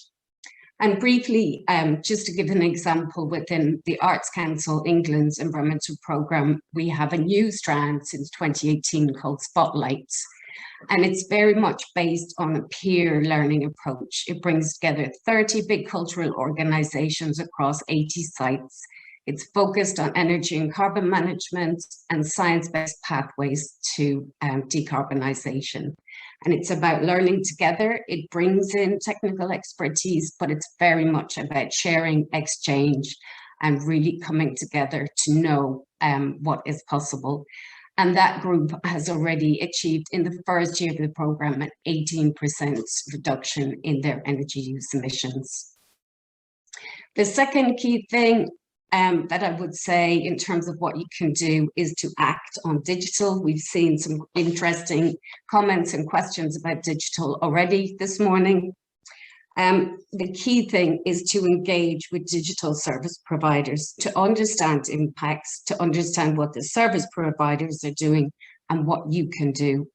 And at the same time, to think about the actual equipment, the physical infrastructure, which is needed to both provide and use digital services and content. So all of those issues, not just around energy, but around materials, minerals, plastics, waste, and the environmental and social cost that that has. And the final and third point, which I would like to make, is the importance of using your collections. What is it that they can tell us to help us? How can they help us to connect to what is happening? What can they tell us about the past? And what can we learn from this to look at how we can do things differently for a better future? What we can do as individuals, what we can do as organizations, and crucially, what we can do collectively. Thank you. Thank you very much, Claire. I think we're going to call all of the panelists to the screen now, so hopefully everybody will appear, and we're going to have some questions. Thank you, everyone, for those very interesting presentations. I think we're sort of exploding the issue slightly. There's quite a lot in here, so we'll take some questions. I think one point that came across very strongly in this session so far is around advocacy. So I have a question predominantly for Sara, but I think perhaps everybody might want to sort of chip in on that, which is kind of, what is your top tip for being a sort of better climate heritage communicator? So maybe we could start with Sara, but if others would like to chip in, because to be honest, we've been seeing some good examples of being good climate heritage communicators today, so it would be nice to hear your thoughts as well. So Sara. Okay, it's a one-word answer in a sense, in that it's stories. The best way of communicating with other people. And it doesn't matter what the topic is really, it's about stories. It's about a narrative, finding something that is easy for people to understand, that they can connect with, so that you're building a bond, a common link. And of course, one of the things that we have in abundance in our archives and our collections are objects with stories. They tell us stories about how our climate has impacted us in the past, but actually more importantly, they tell us stories about how we have been resilient in the past, how we've learned to adapt, and therefore how we can continue to adapt. So channel your inner storyteller is the top tip. Thank you, Sara. Does anybody else want to chip in? Oh, Claire. Yes, Sara, you took the words right out of my mouth. Find that story. I think also people can lack the confidence in telling these stories or knowing when to start. So find out what are the ways that you can help to build those skills and that confidence. There's some really interesting programs. For example, at the moment, Museums Development is running a program called Roots and Branches, which is about climate literacy and helping people, you know, to understand those issues and to build that confidence to be able to tell those stories and to be able to communicate. Jose. Thank you, Jen. And just to add, something that we've been developing also in terms of empowering the organizations that work with collections is what we are calling sustainability literacy. So in order to tell a powerful story, I think, I mean, the more we consult and observe, it's critical for us as a sector to become more literate, you know, better informed about how our work with collections in the archives in particular here, how can it connect with sustainable development? I mean, also in particular for climate action, but with all the broader spheres of sustainable development. So if we can become more literate, more comfortable, you know, more knowledgeable about these interconnections, our story will be much more powerful. Thank you. Thank you. Super. And so that's the sort of the stories part, the communication part, but there's also the actual doing and action part. Now, Claire, you gave us your kind of 3 top tips or the 3 things to sort of start, but I don't know if others, Fergus, Jose, I don't know, have got some sort of ideas, what advice to people who are just starting out on this journey, perhaps organizations who want to sort of understand their environmental impact and develop a strategy for change. Do you have any advice, sort of, you know, things to focus on first or where the biggest wins are? Start with Fergus, maybe? Can you hear me okay? Yes, we can now. Thank goodness. Okay, thank you. I think with our members is, well, first off, just understand you're not alone is really, really important, and that there'll be lots of other people who have had or are having the same challenges as you. That's really important. Fergus, some members come to us and just where do I start there? A lot of people. Fergus, you are freezing up a bit. Sorry, I think I'd switch your camera off. Sorry, we do seem to have trouble, but we can hear you. That's wonderful. Okay, that's the most important thing. Okay, thank you. So I think with that, really, we're trying to get our members to understand that they're not alone. They are facing the same challenge as lots of other people as well. And with that, I think things such as start with understanding your impact, so understanding your baseline, all these things are very, very, very important, and getting buy-in from everyone in your organisation, from the CEO, senior management, down to people at the front line developing as well. And from that, a strategy starts to develop. Now, I know these things all sound like very, very difficult to make that step. So I think the most important thing is to get moving. I think some people want to perhaps sit back and think, let's work till we've got everyone understanding exactly what a perfect strategy is, a perfect policy, baseline data is completely perfect. And these things are very important, but I think you need to get that balance of getting things moving. And I think the best way of doing that is, as Sara mentioned, is looking at the other stories, the case studies, and then really speaking to other people and networking. There are a lot of other people out there who can give you help, both individual organizations or networks. So I think you're making sure, feel confident, get moving, but make sure you're speaking to other people, because there's a lot of people out there to help you. Thank you. That's wonderful. Anyone else want to chip in on that?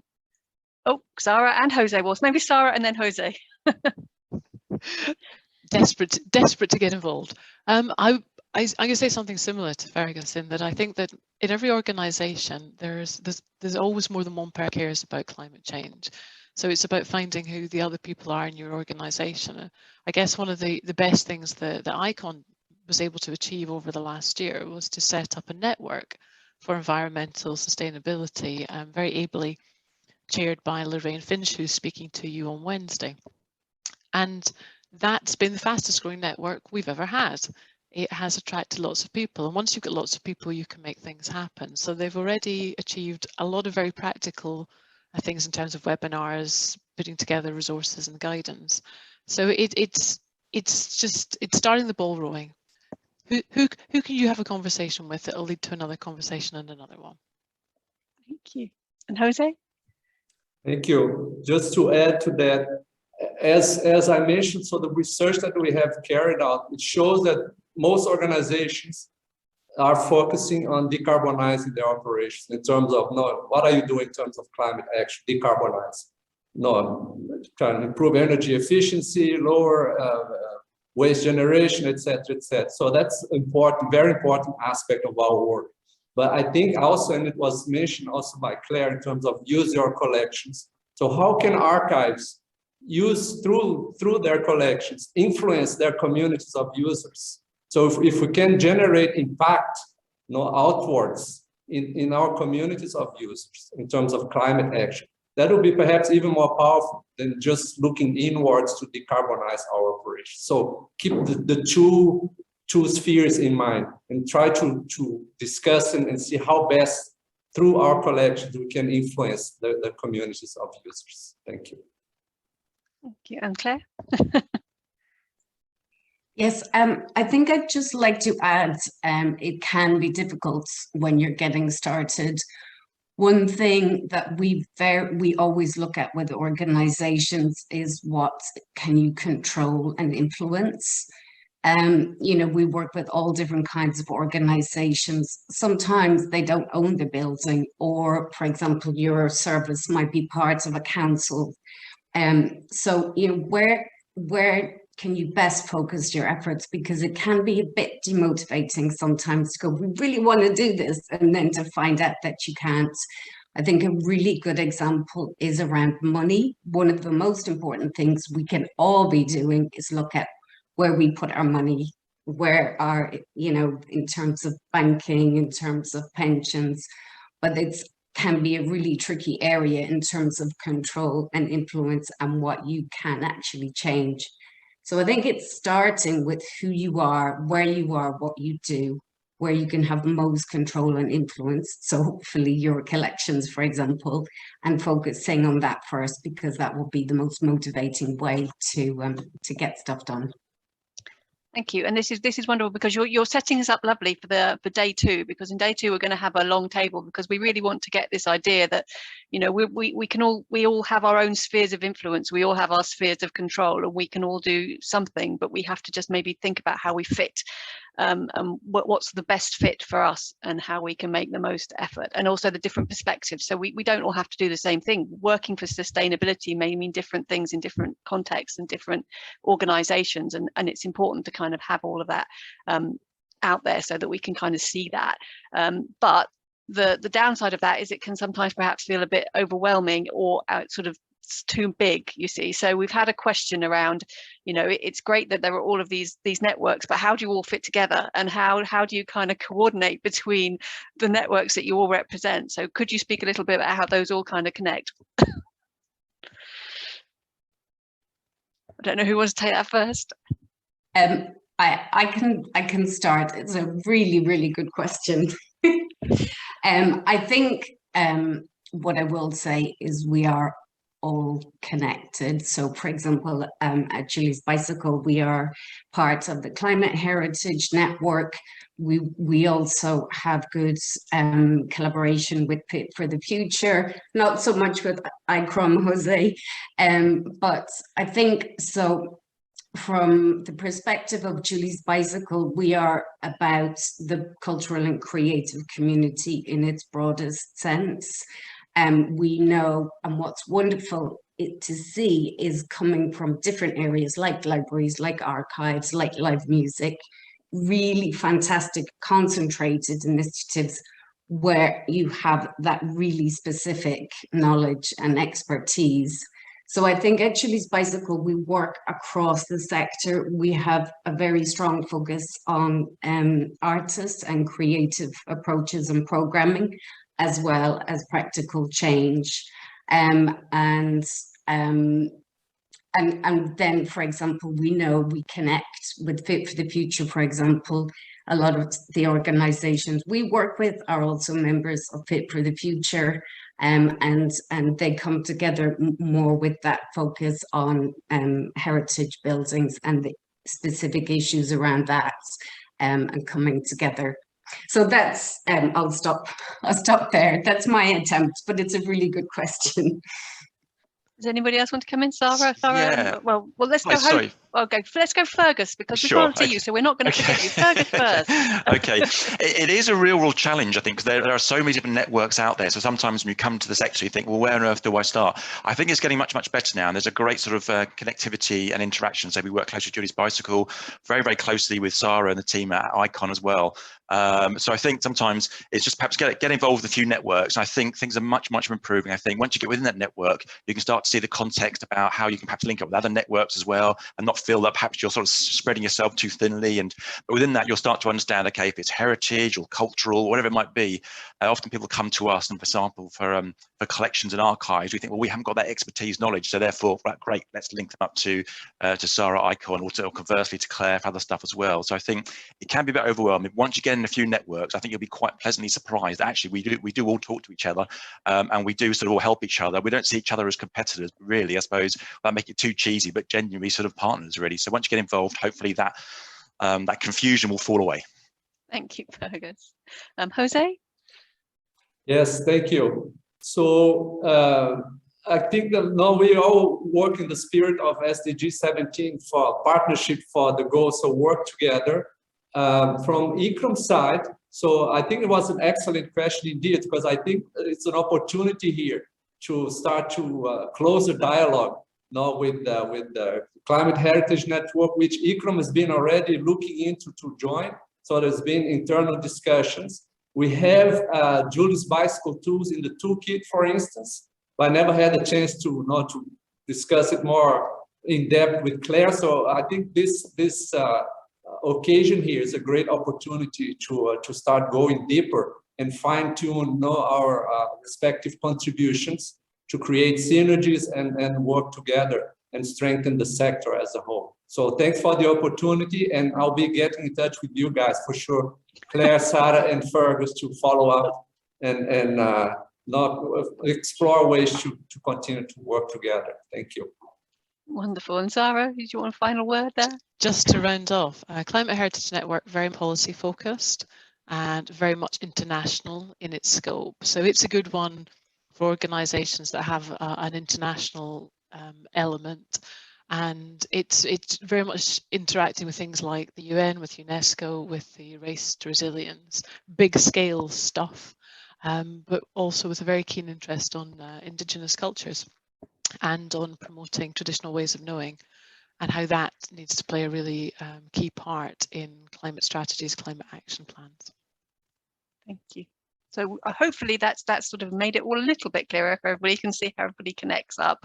Another thing that's sort of come up a little bit now and again is around data and indicators. So José's spoken about the indicators, and Claire, you were talking about proof points, and it's that where is the best place to get the sources, these kind of data that we can then use as evidence to kind of do that. Certainly, for example, in terms of perhaps the comparison between analog and digital preservation, and which is what's the difference if you're using analog methods versus the digital side. So I don't know if anybody's got any good ideas or sources of kind of information for that kind of baseline and that data that we can use as evidence. Is that in all of these toolkits that we've been hearing about? Oh, José. Thank you. Yes, as I mentioned in the Our Collections Method Toolkit, we have developed for each one of the 169 individual targets, SDG targets, we have developed a set of indicators to inspire. So what else can we be doing to address this or that target? So to inspire in a comprehensive way, but also to measure and report progress. in terms of, because the SDG indicators themselves for governments, they're very generic. So we try to create something a little bit more specific for collections-based organization, for our sector, which you can look up in the toolkit. And again, to inspire on different possible opportunities, not to meet sustainability aspirations, but also to measure and to report. And as we do that, I think we will also strengthen ourselves as a sector in terms of demonstrating impact, in a coherent way. So it's, I mean, that's one source of indicators for sure is in the toolkit. Thank you. Thank you. And Claire, I think you wanted to say something. Yes, I was going to say, I think, so within the Arts Council England programme, for example, we take annually reported data from funded organisations, about 800, and we do an annual report on that. That is a useful source of information.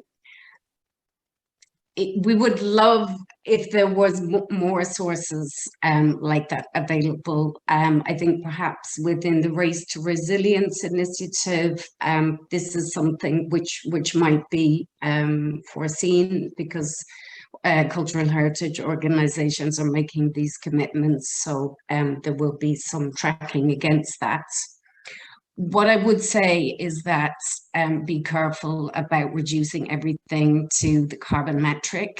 That can really cause problems, especially for organizations which are, have got different activities and don't own their buildings or do a lot of touring, for example.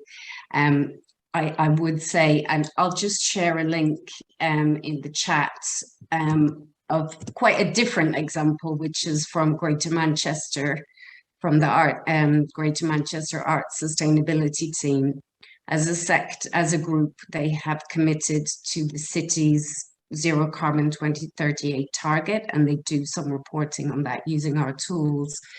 But they have put in their approach there going forwards so much more. It's about the role that they can play in inspiring, in innovation, in imagination.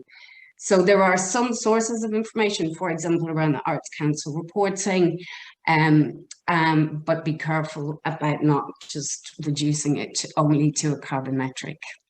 Thank you. And on that note, that sort of be careful.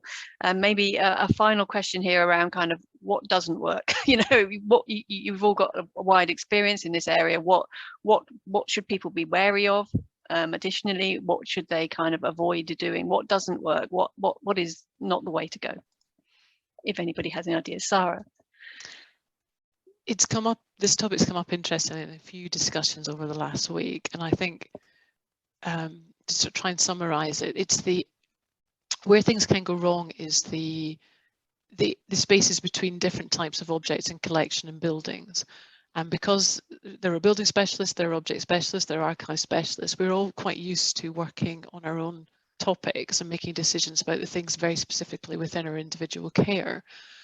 And actually the interactions between buildings, objects, the wider environment is actually the difficult area, and we might make a decision that's great for an object, bad for building, vice versa.